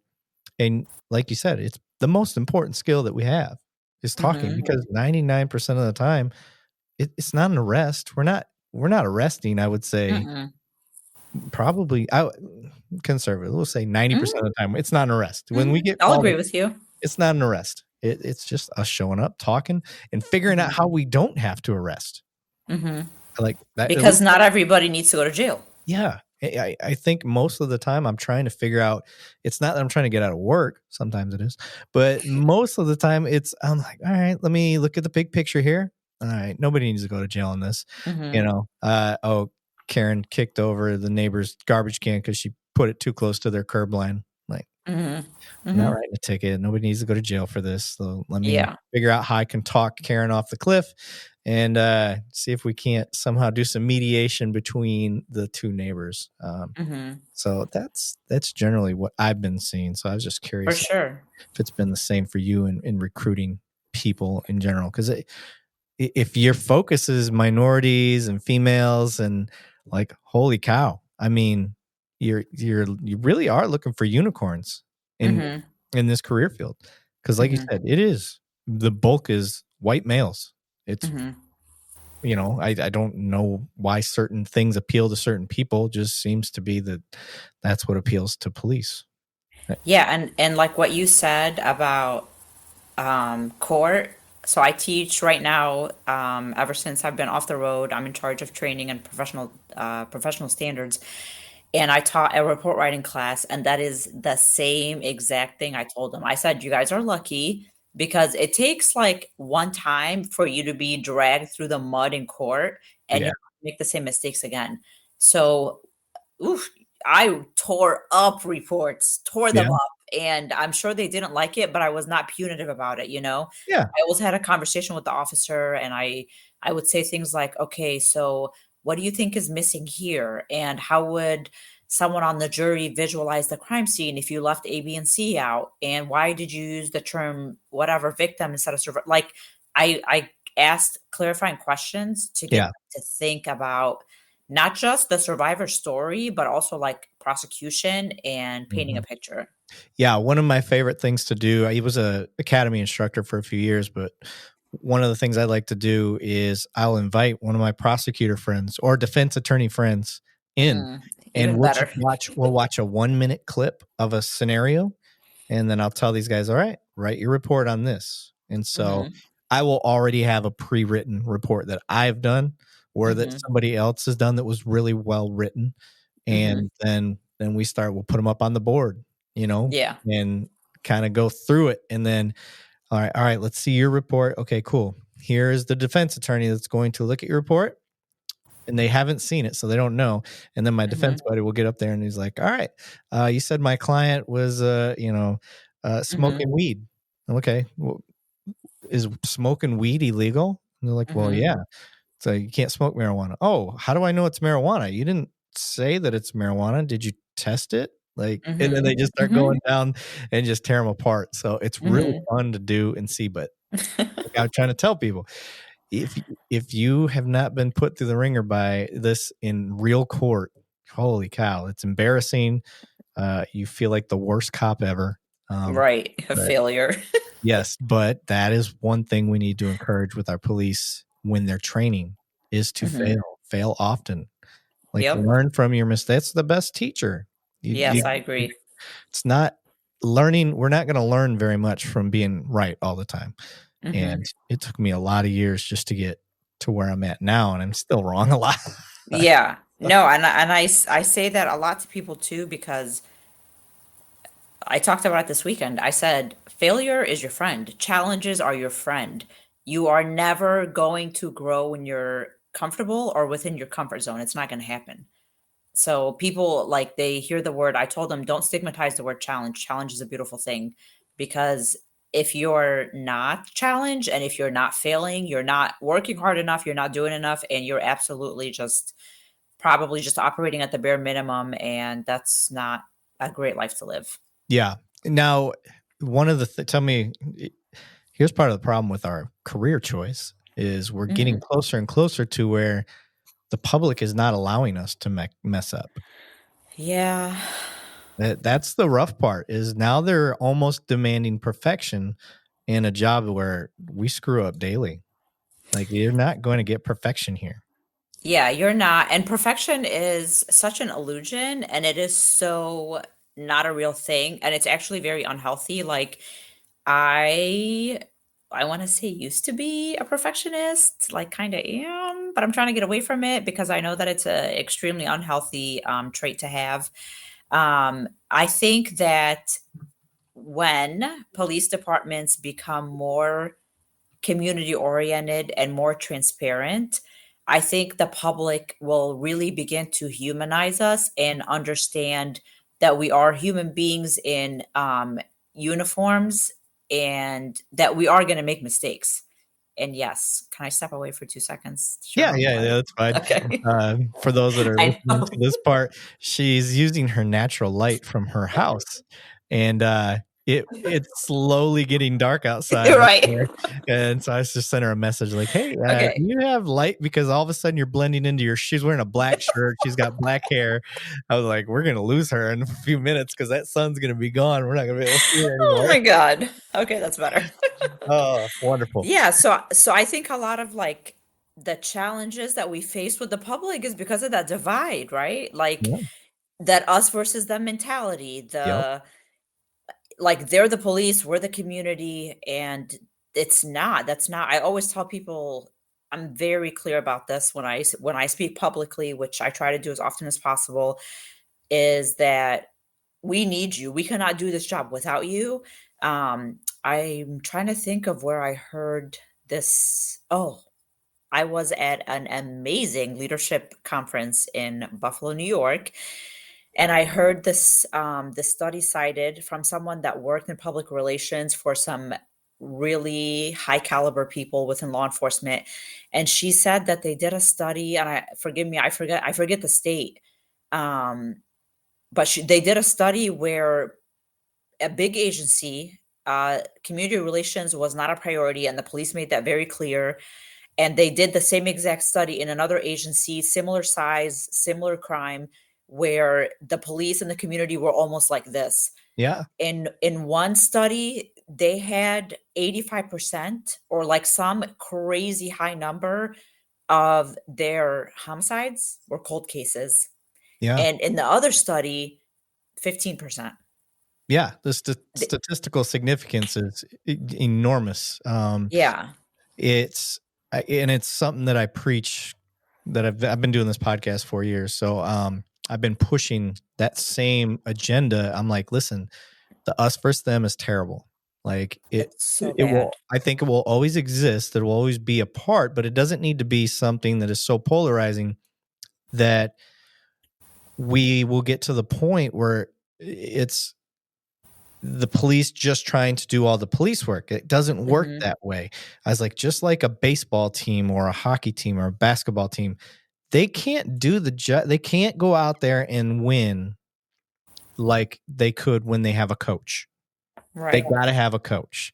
They got Mhm. to have, some financial backing. They got to have all of these little factors. And that's how police work is. I can't Mhm. do this job without a city council that supports us. I can't do this job without a community that backs us. Mhm. And we will do 10 times better when all of those things flow really well together. Mhm. Now, you'll Mhm. see cities where the citizens support the cops and the cops are really tight with the community, but the politics get in the way where the mayor and Yeah. the city council doesn't support them. Well, I think that's kind of where a lot of places are at right now. Mhm. I don't think it's necessarily that the citizens don't support them. I just think it's the politics getting in the way. So if we Mhm. can get the politics out of the policing, it would make things a lot easier, a lot better, and we could work together a lot a lot better. Yeah. And like I also think that it's super important for us to apologize when we make mistakes. Yeah, own it. Like you brought up the Sonia Massey case, and look how many officers spoke out about that, Yeah. and that really, I hate to use the word shocked, but that really shocked the community because they're under the preface of like, we're going to back our own regardless. And I'm like, Right. that's not how it works. And sometimes when it appears that we're backing our own regardless, it's because of something that you don't understand. Or like Mhm. you saw a 5-second clip of a 60-second interaction. And like I've made mistakes at work before, and I swiftly apologized to the citizens, whether it was something so minor like, I'll give you just one example. One night when I was OIC, when I was officer in charge, we were super busy.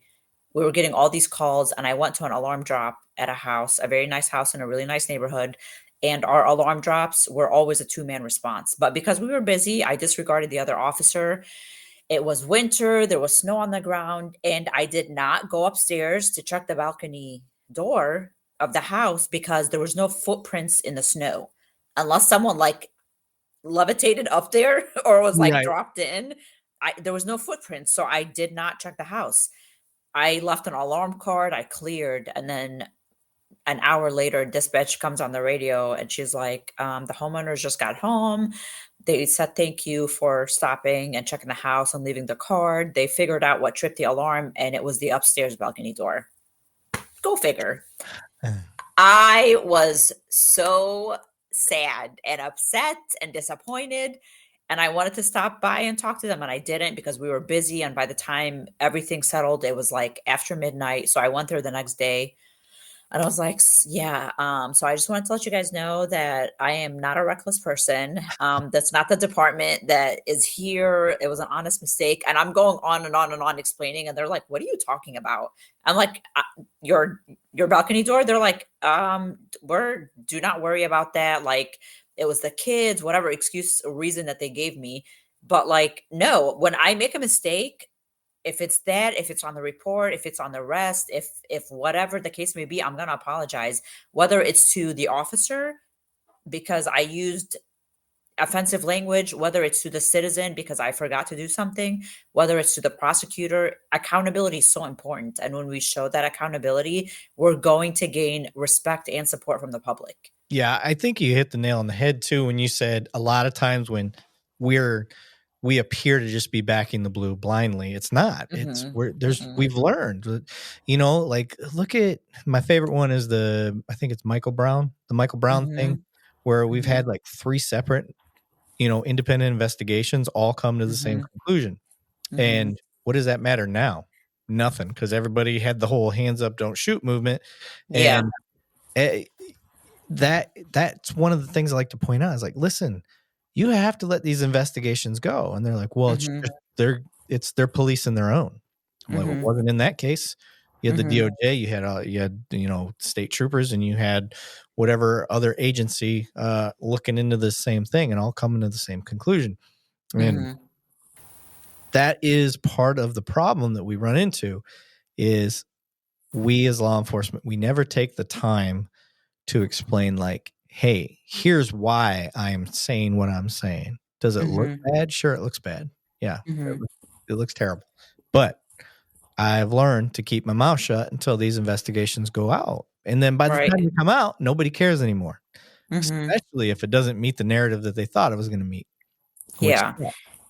And I also think it's important for us as law enforcement to recognize the fact that the majority of people do back us and that they do support us and they do love us. And even if we're not their favorite person, if I was getting my ass kicked on the side of the road, they're going to stop and help.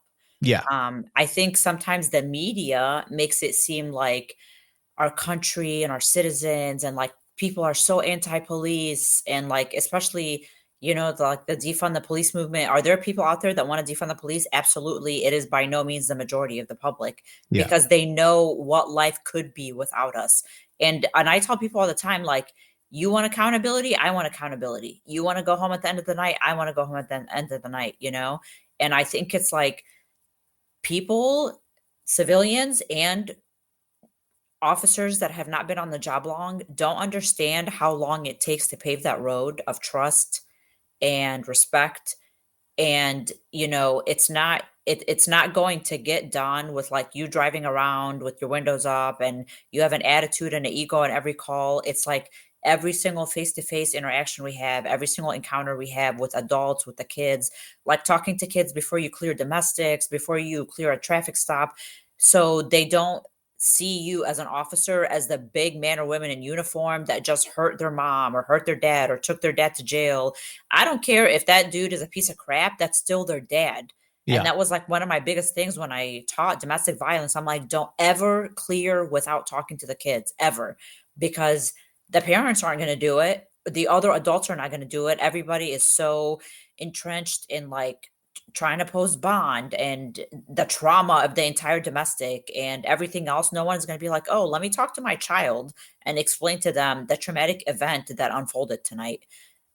So it's all of the little things that we do every single day that help us like build that community bank account and gain trust and respect and backing from the community. Yeah. And I think, not calling stuff out, like we were talking about the Massey case and Mhm. stuff like that. I think that's huge. I think it really helps. One thing I've been on a kick lately with the First Amendment auditors, um, Mhm.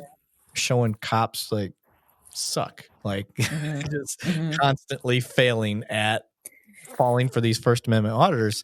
Mhm. And I'm sitting there I'm like, Jesus, it's 2024. We've had body cameras now since Michael Brown case. Like it's pretty much been the For a big deal. while. I'm Mhm. like, how are we still falling for this stuff where you can't take my picture and you don't have a right to record? And I'm like, they're on a sidewalk. It's the public. Like Mhm. we should not still be falling for Mhm. this. And so I'll call out the cop. I'm like, you need to do better. We need to do better training. Mhm. We need to hold each other accountable. We need to Mhm. not be afraid to say, hey, Mhm. this was not your best day. And Mhm. like you need to like use a little peer pressure. It's not Monday Mhm. morning quarterbacking. And No. I hate that. I won't do that. But if I Yeah. can make a teaching moment and hope other officers watch it and do better, like that's really what the goal is. And if that hurts your ego, if you're the officer that got called out, or if you're the department that officer was on, and you feel defensive, like you're, I think you need to step back and say, is this my ego talking, or do I have a legitimate point? Like, oh, the Yeah. investigation's not done. There's more things to it you didn't know. Fair enough. And I'll eat my Mhm. words. I, Mhm. like you were just saying, if I mess up, I'll say, oh shit, I didn't know that. Okay, cool. Mhm. And Yeah. that's fine. I won't even retract. I'll show what I said, and then I'll say, here's an update to that. I screwed up. Mhm. This is why. And this Mhm. person told me this. But that Yeah. hasn't happened yet. And I think in our career field, ego is a huge thing with alphas, man. I think that's a big problem with policing. I think that's Mhm. one of the things that we really need to work on. But it makes me change gears a little bit, wondering for you, being able to reflect on other countries' policing. So when you Mhm. visit and you go back, did you go to Egypt, Saudi Arabia? Where Mhm. okay, Egypt. okay, so when you go, do you ever go talk to law enforcement and talk to them in a professional standpoint? So my uncle was actually like a really high-ranking officer for Cairo, for a while. I think till 2015, and Cairo's like the second or third biggest city in the world after Tokyo. Is And it I think it's really? got like 28 million. Oh, Excuse me. holy cow. How do you police that? I don't even begin to know. My city where I'm at's about a million, 1.2 million. And Mhm. to me, I'm like, holy cow. Like it's exciting. It's fun. It's just I Yeah. think to me it's just enough. Like I couldn't Yeah. picture it getting, That's you know, too much for me. anymore. We could use a few more officers. That would help. But Yeah. like we're able to manage it with what we have. It would be nice and convenient to have more. Trust me. But Yeah. 28 million, I can't 28 million. Last time I even. checked, that was the population. And you know, a lot of other countries in the world, not every single country, but a lot of other countries, they have military police, which operates very different. Yes. And I see, like in Egypt and in a lot of other countries, because like when I travel back and forth, we sometimes use the airport in Munich, Germany. We landed in Romania one time, and their officers have rifles and canines. So things are very different, and that's another thing that's so intriguing about law enforcement here in America is the fact that like the police do care about you. The idea of community policing and DARE and SRO and community engagement and all of the little things that we do, and I should say little, all the big things that we do, um, they don't even exist in other countries at all. Like if you think about the many different hats that officers wear here, like being a victim advocate, a social worker, a teacher, a parent, a counselor, a therapist, police in other countries don't do that. Their primary goal is to protect the country and the government. And if you as a civilian require police contact, it's probably not going to go very well because that's not their priority. And that's not to say that they're bad or aggressive people. We just police very differently. It's And cultural. Yeah. for sure. And I've said this a million times that like policing in America is unlike policing anywhere else. We're not perfect. Like you said, there's a lot of officers, not a lot, some officers out there making bad decisions, letting ego take over, doing things that they shouldn't be doing. They don't take constructive criticism. They don't want to listen to how, they could be doing better. And that's really what hurts us and what hurts our image. And it's so important, whether it's on this podcast or this weekend when I was speaking in Dearborn, it's really important to give people figures and say things like there's 33,000 sworn officers in the state of Ohio, because when you see one or two or five officers, that have been arrested or indicted or fired for an excessive use of force, that's not even 1% of us. Yeah. And the other part that I try to tell people that like, well, how many times have you ever arrested another cop? Like you're not policing your own. I was like, do you understand just at my own department, for every year I've been employed, an officer has been fired and arrested every year. And that doesn't mean that multiple haven't been, but Yeah. every year at my department alone. So Mm. now let's take every agency. There's 800,000 cops approximately across the nation. Yeah. You think that my department's the unique one? No. Cops are constantly policing their own. You just don't hear Yeah. about it because it's not Exactly. sexy. It's not fun. It's not fun that Mhm. cops are doing their job. It's fun for the When internet they're and it's not. fun for media when they're not. So Mhm. those are the ones that you're seeing, and Mhm. they get shared and shown so many times. And then the other thing that I like to point out is when you're showing me a video, because I get, because of the platform, I get people sending me videos. See, look there's thousands of videos of cops doing this. I'm like, you realize you're cycling through stuff that's years old. Like Mhm. that's not new. Like Mhm. that's part of the problem with the internet is like, Mhm. okay, let's say there is thousands. Let's say 5,000 examples of cops doing dumb shit. Mhm. There's 350 million calls for service last year Mhm. over the Mhm. nation. Like you're still statistically insignificant numbers that you're pointing out. Mhm. Like that Mhm. on the grand scale of things, you're less than 1%. Just like you're saying, Right. I think it's like 0.006% is like one of the UCR um, things that I saw, and I'm like, Yeah. holy shit! Like that means use of force or some sort of sustained, complaint. 0.006% is like what falls into that. That is so tiny, and So insignificant. So I say that it's extremely insignificant, and I one time when I was speaking about this, I said every single one of those incidents where use of force was involved is super significant. But when I say insignificant, I'm talking about those officers that choose to make us look bad. And I also think that we as a profession need to do a lot better writing our own narrative and telling our own story. And I remember like a couple years ago, Toledo Police posted, Toledo is one of the biggest departments in the state of Ohio, and their previous chief of police is one of my biggest mentors and supporters and cheerleaders. And I admire him so much as a person. And I remember on their social media, they shared the numbers of calls for service they had during the year. I was blown away. And I was like, that is an insane amount of calls for a department to handle. And then they said they put on there the number of arrests, and then the numbers of use of force, I believe. Very transparent about their numbers. Hmm. And I reshared it and I was like, do you guys understand that like it's so crazy the amount of calls, and NYPD I remember did the same exact thing because I was blown away by their numbers also.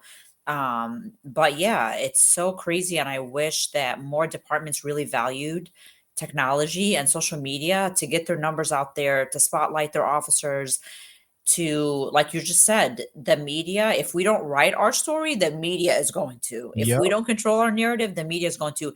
And I'm not speaking ill about the media because they have been nothing but good to me, but we still need to do better. It's not like they're out there trying to target us, but I had a reporter tell me, if it bleeds, it leads. Yeah. If it's not gonna stir up controversy, like controversial feelings and emotions and a little bit of disruption, like why air the story to begin with, you Yeah. know? But you have a lot of reporters out there that are doing phenomenal jobs, like every single person that I have worked with, that are like, look, here is like an Arab American woman, and this is how her culture and religion like helped her be the officer she is today. And I put myself out for that reason because I Yeah. want to kill the stereotypes about Arab American citizens, Islam, law enforcement. Like, I come from such a unique background, and all three facets that I associate with are highly misunderstood. Yeah. Yeah. Absolutely. I have one of my one of my beat partners at the time, Amin, if he's listening. Mhm. Um, Arab American, same. I knew nothing of Muslim faith, and we would sit side by side when it was slow, and just I rapid fire questions like, all right, I Yeah. mean, I was like, what about this? I'm like, what about this? Okay, you can't have bacon, but what if I got like bacon flavored donuts? It's not actual bacon. Can you have that? He's like, no, that doesn't work that way. I was like, so I just constantly like, man, you're missing out on one of the best things in the world. And Right. so it was just us bullshitting, but taking the time to sit there and understand him. And he Christmas time come around, he bought me Christmas gift, even though he doesn't Mhm. celebrate Christmas. Right. And so, to me, just the taking the time and learning that stuff. So what's frustrating Mhm. as we're having this discussion, I know how interesting this conversation would be to me as outside of law enforcement or as a law Mhm. enforcement officer and wanting to hear. I would Mhm. want to hear, which is why I wanted to do the podcast, because to me, this is Mhm. interesting. I know for a fact that the stuff that ends up doing better for me is Mhm. the controversial stuff when I'm talking, I don't want to say badly, but when I'm calling out police for bad police work, Mhm. those are way more popular than something like this. And this is like Mhm. the main point of why I started the podcast, because I want Mhm. people to understand law enforcement perspectives and Mhm. just criminal justice in itself. That's why I've had people that have been, felons and people that have been wrongly convicted and stuff like that. Mhm. We're hitting all aspects of police work. So for you coming from outside the country and Mhm. having that cultural difference and coming in here and policing, like, it's awesome to me. It's fun. It's fun to talk Yeah. about and it's interesting. I'm just curious, how would you say your cultural differences have worked in your favor in law enforcement? 100%. Okay. See that? They have absolutely, they are the primary thing that has really, so this weekend when I was talking about this, because I was on a panel featuring different Arab American women from across the country that were considered rising leaders within their career. And every interview that I've done, every article that I've wrote, and I just put something on my LinkedIn about, I wrote an article for the Arab American Foundation, and it's so funny. I could talk forever and I can write forever. And I sent them like a 3,000 word article, and they're like, yeah, no, you have to take 2,000 words off. And I'm like, what? So they published, you know, a very condensed article about just some things that I highlighted that I felt absolutely contributed to how I police. And I'm telling you, Eric, I mention it every chance I get because I want people to understand that like Arab American citizens in the United States are an asset. Islam is not a violent religion. And because I was raised, I'm a product of those two things, of being Arab American and being a Muslim woman. And it is why I police the way that I police. Like again, the compassion, the empathy, the taking care of the people around me. And I'll tell you one thing also that is like ingrained in us from damn near birth is that like we are told over and over and over again that we're going to be held accountable for every single thing that we do, which I think like the majority of human beings that believe in God know that. But like even your intentions, and we keep talking about arrogance and ego. Having an ego is a major sin in Islam. And when I was growing up, I was like, what? Like, why? It's up there with like Yeah. murder and rape and like violating the 10 commandments that are a commonality in every religion. And I never understood why until I became an adult and until I saw what ego can do. And the reason why ego is so sinful and considered a major sin is because it aids you in hurting other people and you don't care. So and I'm talking about as an officer, as a politician in America, across the world, whatever. Like when you have ego and you think you're better than someone else, or you think your life is worth more, or your kids deserve better because of whatever, and someone else doesn't deserve to have the same exact thing that you have, that's extremely harmful and extremely detrimental to your home, to your body, to our society, and to the world.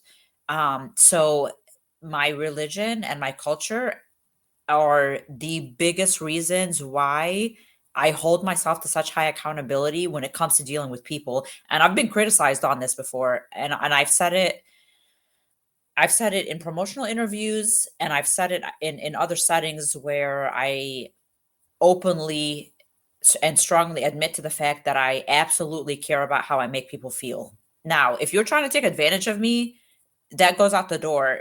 In an officer safety situation, that goes out the door. I'm talking about in general. I'm talking about when I'm speaking to a victim, a survivor, a suspect that's not doing any harm to me, that's not trying to hurt me, kill me, nothing.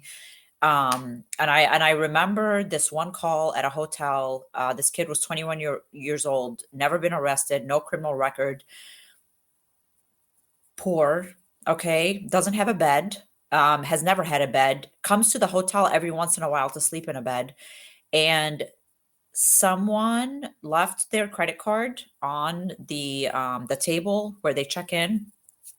He took it, stole it, felony, went to his room, spent like, I don't know, I don't even remember. He bought like shoes and clothes online or whatever. And of course, because the hotel had surveillance, we were able to track him down and find out like what room he was staying. We got the card back. The charges were disputed. The victim didn't really lose out on any money, and it's a felony. Like in our department, if someone commits a felony, you take him to the county jail. And I had a conversation with him, and he was so sorry, and he was crying, and he was disappointed. I'm not making excuses for his behavior, but I'm gonna think twice and three times before I take someone to jail and give them trauma and ruin the rest of their life because of a single decision that they made, you know? And a lot of officers will disagree with me on that. You can call me soft, you can call me whatever you want to call me. And I'm not making excuses. I'm not telling him that his behavior was okay. I still arrested him. I just didn't take him to the county on a Friday night where he would have to stay there for 2 nights. He has never been arrested, and he doesn't have a criminal record. I'm not dealing with a hardened criminal. Right. So I did my job, Yeah. and I had a conversation with him, and I felt that he was truly sorry, and he cooperated. He's like, "Yeah, that was me. I'm so sorry. Here's the card. I'll pay the money back, whatever." And I decided not to take him to jail because I have that discretion to do so. Other people, they're like, "Who cares? Yeah. He did what he did. He knew what he was doing was wrong. It is what it is. Take him to jail." I don't That's not how I operate. Yeah. Well, I think too, it goes right into what you were talking about with ego. Mhm. Is another officer is going to hear you say that, and they're going to say that, well, she's a woman. She doesn't know what she's doing. She's too empathetic. She just that, the other. Mhm. When 9 times out of 10, had they been there in the same situation that you were in, more than likely realizing, seeing the bigger picture, they probably wouldn't have done that either. But Mhm. when their ego gets in the way, they think they know Mhm. better. Simply one, just because you're a woman or whatever Mhm. reason they want to go with, but that's where the ego. And I'm hoping some listeners are hearing this and did that run through your mind real quick, where you're like, well, Mhm. she doesn't know what the fuck she's doing. She's a chick. Like, did that go through your head? Was that one of the things you said? Mhm. I mean, only you can answer that question. So, Yeah. but I've heard And you other officers say stuff like, well, she doesn't know what she's doing. She's a girl. And I'm like, yeah. really? Hearing what she just said, like, you have to trust other cops to make the right decision. That's one of the beauties of being a cop is I Yeah. get to make big boy decisions or big girl decisions for Right. myself. I'm my own boss for a lot of it. There's Yeah. only certain times where my hands are tied, and you're not going to get a lot of jobs where if, you get to make the call. No, you're the Mhm. boss. It's awesome. And too, like a lot of people that we deal with, that is the first and the last time that they deal with law enforcement. Whether it's on that call, whether it's a shoplifting call, whether it's a locked auto, an accident, whether you take enforcement action or not, that is the only encounter that they're going to have with an officer. And because of how you treated them, they're either going to be on the side that says F the police, Hmm. or when someone says that, they're going to be like, hold on, man. Like, it's not all of them. I dealt with an officer on this call and that dude or that chick arrested me and they were so polite and so Yeah. respectful, so they're not all like that. We're either building advocates or we're building enemies. Yep. And when I was a younger officer, maybe someone having that kind of opinion, like, oh, she's soft, whatever, maybe that would have bothered me. I'm so confident in how I do things now that, like, you can tell me your opinion, you can vocalize your opinion, I know what I'm doing works. Yeah. Yeah. And I think certain people have a way of you're disarming people, Yes, that's a and great word to use. you're disarming people, and they think that they're manipulating you. Mhm. You know, it's hard to explain. I use it a lot in when I'm talking with people. Is I don't want to say I'll play dumb, but I'll just kind of downplay whatever it is, Mhm. and it ends up, de-escalating. That seems to be the Mhm. hot word these days. I can de-escalate a lot of things simply just by kind of acting a little naive or relaxed Mhm. or whatever. And I get the same vibe from you where they'll mistake your kindness for a weakness that that's what they're doing. Mhm. Sarah knows that, oh, they think that I'm this, but Mhm. fine, keep thinking that. I'm going to let you think that until I get what I'm looking for, or you make the decision for me that I have to step it up. And you're going to realize Mhm. real quickly that I'm not kind when I don't when I don't need to be, Y So I could see that working for you really well. Yeah. As we're talking about how your culture and what you grew up with helped you. I'm glad to hear that it helped you in your policing. Oh, it absolutely did, and I'm trying to remember this post that I saved, and it said something along the lines of, like, "Don't assume that someone who has mastered peace is unskilled at war." Yeah, absolutely. Do not assume that Yeah. that It's better to switch be won't a flip, because warrior. I'm not gonna yeah, Yeah, like, I'm not gonna warrior and a let you hurt guardian, whatever. me. Yeah, Yeah, like the whole warrior guardian mentality. yeah, I'm confident, like, when we were in the beginning of the call, when we were talking about, like, oh, like, if we try to gauge your level of policing, I feel confident to respond to any call you send me to. I will handle business. I have handled business. As a younger officer, like, did I do dumb shit and sacrifice officer safety? we Absolutely. all did. Absolutely, I did. But, like, as an older, mature, seasoned officer, like, this is who I am. This is how I operate. And if you get another side of me, you chose that. That's not who I am naturally. That's like where I need to go to keep myself and everybody else safe. Yeah, yeah. If So, you hear me cursing and getting in a what I would call an aggressive posture, like, yeah, y'all better be doing the same thing because right. that's not how I am. I'm pretty relaxed, pretty laid back. And again, it's not an ego thing. It's just a seasoned confidence that Yeah, it works. When it works, you have a recipe, especially us, the longer our careers go. yeah. We got this, we've gone this far and stayed healthy ish Hmm. for a reason, For uh, sure. because we've learned from the dumb stuff that we did earlier in our careers, which is that's a part of what I want people to understand is that 0 to 5 year officer is the ones that you're probably seeing in the media the most, Mm-hmm. and they need some grace. They can't Mm-hmm. the level of perfection that is expected is unrealistic in a job that expects so many hats, Mm-hmm. because we're not lawyers. You expect us to know the laws perfectly, verbatim. Like, I'm not going to do that. Can you repeat the Mm-hmm. Constitution? I can't. I can tell you roughly what some of each one is. You know, Mm-hmm. if you hit me with what's the third, amendment, I'll be like, quartering troops. Right. That's about all I know. And we don't deal with it that much. Yeah. But I deal a lot with the First Amendment, Fourth Amendment, like certain Yeah. amendments, Fifth Amendment. So I think in what we do, we need to have that level of grace and try to convey that to people that aren't in this career field. Like, how many jobs do you do at your work? And what if Mm-hmm. I told you, now I'm going to videotape you doing that wherever you Mm-hmm. go? You need to videotape it as well. And Mm-hmm. if I ask you a question about something that you're enforcing, you should know it verbatim. Like, you should. Right. That's just, judges don't know that stuff. Lawyers don't know the laws verbatim, Yeah. but you want your cops to, that you don't want to pay a lawyer's salary, and that you Yeah. don't want to send them to an academy for, it just depends on where you're at. You went to a 6-month academy. I went to a my first one was like 6 weeks, because I was Oh, a military cop. So they okay. put me in like this, and I can tell you right now, I was not prepared. They did not give me enough training. Mm-hmm. I can fully admit that. I'm just lucky I didn't get myself in trouble. And Mm-hmm. then when I came to where I'm at now, that academy was like 8 months, and then Okay. it changed my complete way that I mean, it's amazing. It was an amazing academy. So Yeah. really opened my eyes. So you don't know what you don't know. Right. You know what I I mean? agree. So, Yeah. but Sarah, I want to switch gears a little bit. Mm-hmm. What is it that you are out doing now? Because see, you had your long patrol career. Seems like, was it evenings and midnights was your Yeah. your bag, and Yep. then as you started, because 16 years, you're right on the cusp of 20 years. That's a long Yeah. time in this I know. career. It's So crazy. what's the future looking like right now?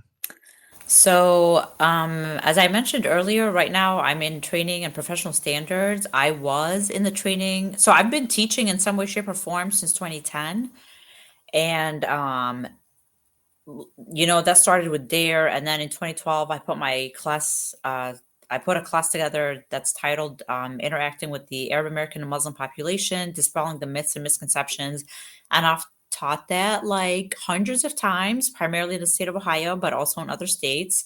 And I'm really, really, really big on training, really big. And when I say training and education, again, I'm not talking about degrees, because we can have all the degrees in the world, and if you don't know what you're doing when you step out of your cruiser into a domestic, whatever the case may be, it's not going to go well for you. Like, books are not going to help you de-escalate. We know for a fact that we learn so much more in the field. So I'm really big on like scenario based training and like engaging with the public. And I've spoken at I've done speaking engagements at like middle school assemblies, and I've also I was a featured speaker at a women's prison up here in Cleveland.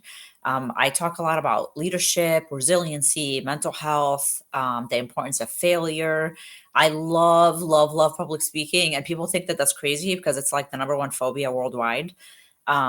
But it's because, again, I'm not afraid of vulnerability. I want people to know my story. I want people to see that there are officers out there that are just like me, that care, that are in this job and in this profession for the right reason. Um, in the future, like, so I always say that, like, I hope to make it to be a police chief sometimes. Um, but man, I am like super happy where I'm at now, because training, I'm equally passionate about training as I am about law enforcement. And now I'm in the point of my career where I get to train in uniform, which is like the best, the Yeah. best ever. So people ask me that all the time. Like, what's next? What's next? You did this, you did that. Like, you achieved this. Like, what's next for you? And I just tell them that, like, every single day I wake up, I'm extremely grateful for my position, my profession, my health, my mentors, my sponsors, my leaders, my friends, my family, my faith, everything that I have in life. I just have an attitude of gratitude. I do my absolute best. I seek out opportunities where they may be, like the one that we have now, and I just wait to see what comes next. Now, you brought up teaching about Arab communities and stuff like that, and Mhm. where I was at, and that just happens to be one of the reasons I think Amin, with my buddy, was in the Mhm. area, is we did have a Arab community over there. Now, this has been Mhm. my experience. I have Mhm. never, and I worked that beat for a few years, I never received a call in there for Yeah. them. I would Yeah. receive calls of people from the outside, like breaking into their cars or, Yeah. doing dumb shit, but it was never inside the community itself. I wasn't getting Yeah. domestic violence calls. I wasn't getting it was never that way. I don't know if that was a unique experience for me, and I never really asked Amin about that, I guess. Because, when Yeah. you're wrapped in it, you don't really think of it, but as we're Yeah. having this discussion, I'm just Mhm. curious, is that a cultural thing too? Do they not use police? So that's a really great observation that you made. And if you look deeper, it's not just with the Arab American community, but that's something that minority communities share in general. So, like Columbus Police, who has the second largest Somali population in the country, after Minneapolis, may say the same thing about the Somali community. Um, and it's a mixture of, we don't involve the police in family matters. There could be a little bit of distrust there. There could be lack of awareness. When I worked for the Attorney General's office, I did a presentation for a large Somali Muslim population in Columbus, and it was an hour and a half. And I went through the different kinds of police, the cruiser and our uniform, 911, when people call 911, what kind of information that you have. And when I tell you that all of the information that I presented was brand new to them, like, but I knew, that's why I was prepared. Like, I Okay. started super, super basic, because whether you're dealing with like a first generation immigrant or a second generation is going to know more Yeah. about policing and the way of life here, and everything else. First generation, like my parents, they're going to abide by the rules and expectations of what they had when they were growing up. Like, in other countries, you don't call the police when you lock the keys in your car, or when someone parks in front of your house, or when there's a domestic. Like, you handle things within the family. And like I said, if the police gets involved, it's probably like not good, and it's not going to be a good turnout for whoever's involved. So yeah, that's why. And that education is so important. And like, explaining to them like the difference between like local police and the sheriff's office and the Ohio State Highway Patrol, and you know, the radar and seat belts. I mean, it was super, because 98% of the people in the room have never had contact with an officer before. Interesting. That is Mhm. so yeah, I guess I never really think about the immigrant perspective. Mhm. Largely where I'm at, it's Mexicans. Mhm. That and people go, it's Hispanic. No, they're literally from Mexico, folks. I promise you, Yeah. most of them. Yeah. So, what we were running into is people were victimizing them, um, Mm. stealing, robbing, whatever, and they weren't calling police. And we were trying to figure out Yeah. why. Like, why are you guys not calling? They thought they just been told that we were going to get ICE involved and get them. I'm Yes. like, that's not how we roll. Like, Yeah. we don't want any victims here. Like, that's the thing. We don't want you being victimized. But that's They, exactly it. yeah, They're and going to target vulnerable yep, communities, whether yep, it's Mexicans, whether it's Arab Americans, whether it's the LGBTQ.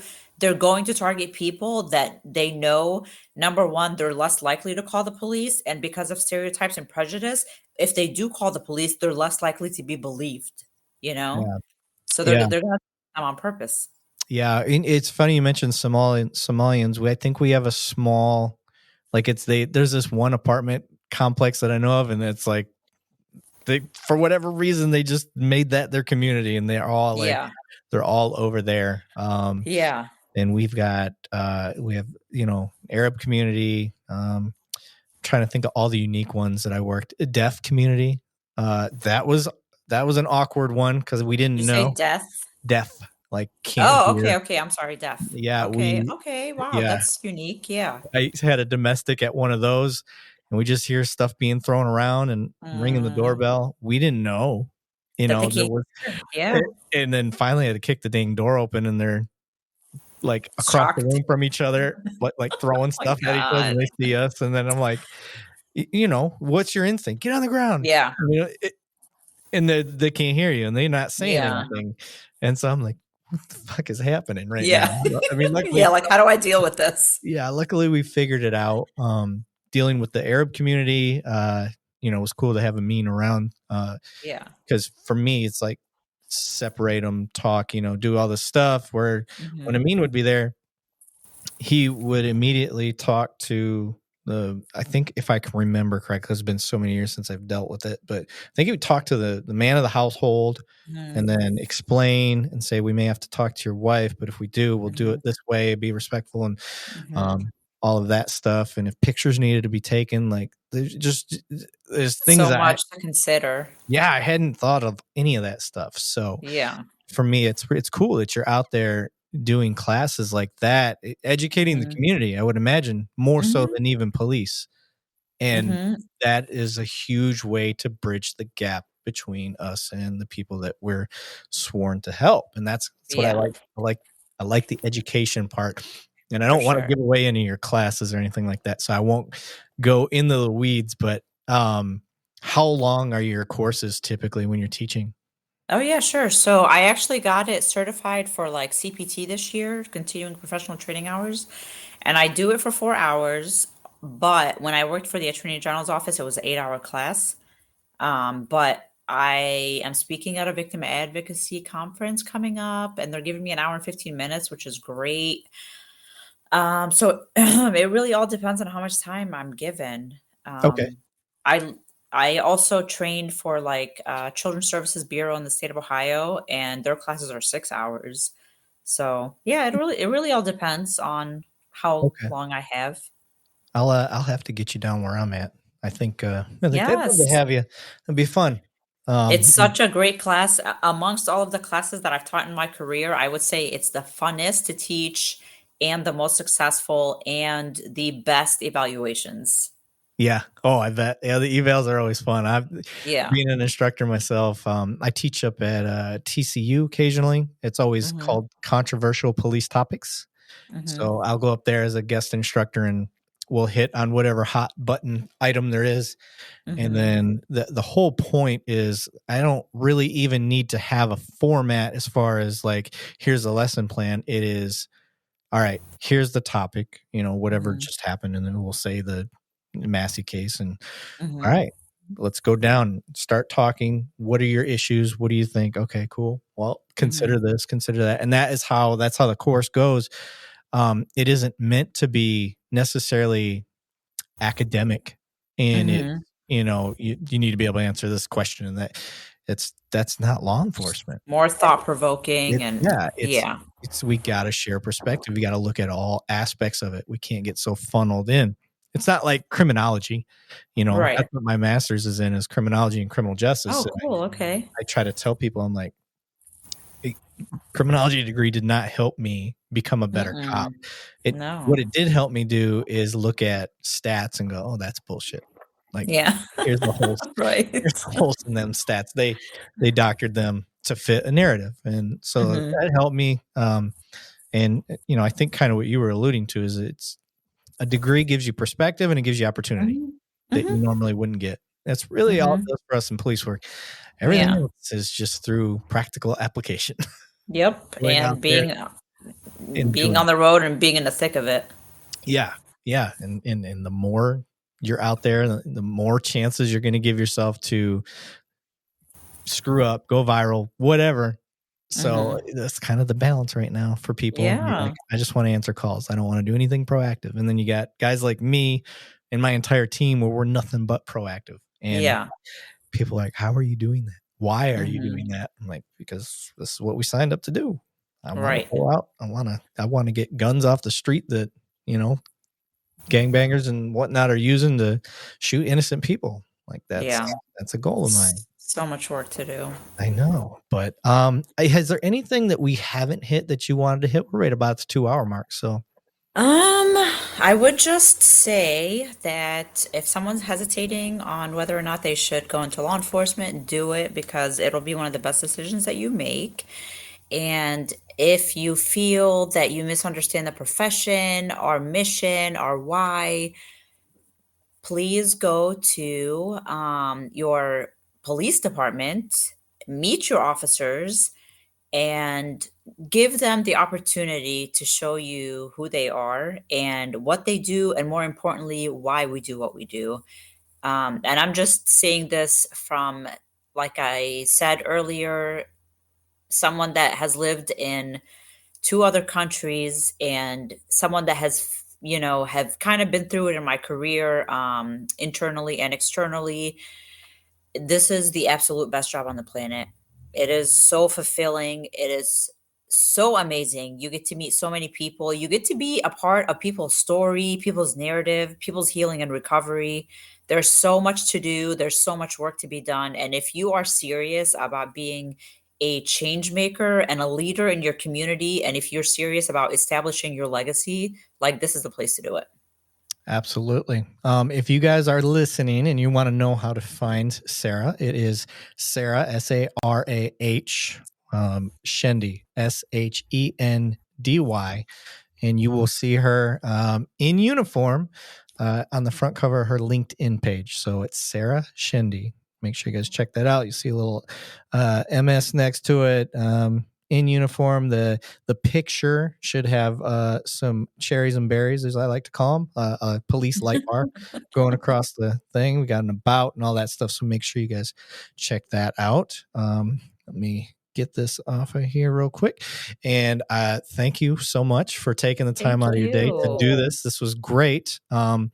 And when I end this, just stick around for a second. I'll kind of let you know what we're going to do. But thank you for being on. Thank you, Eric. And thank you guys for tuning in and listening. Take it easy.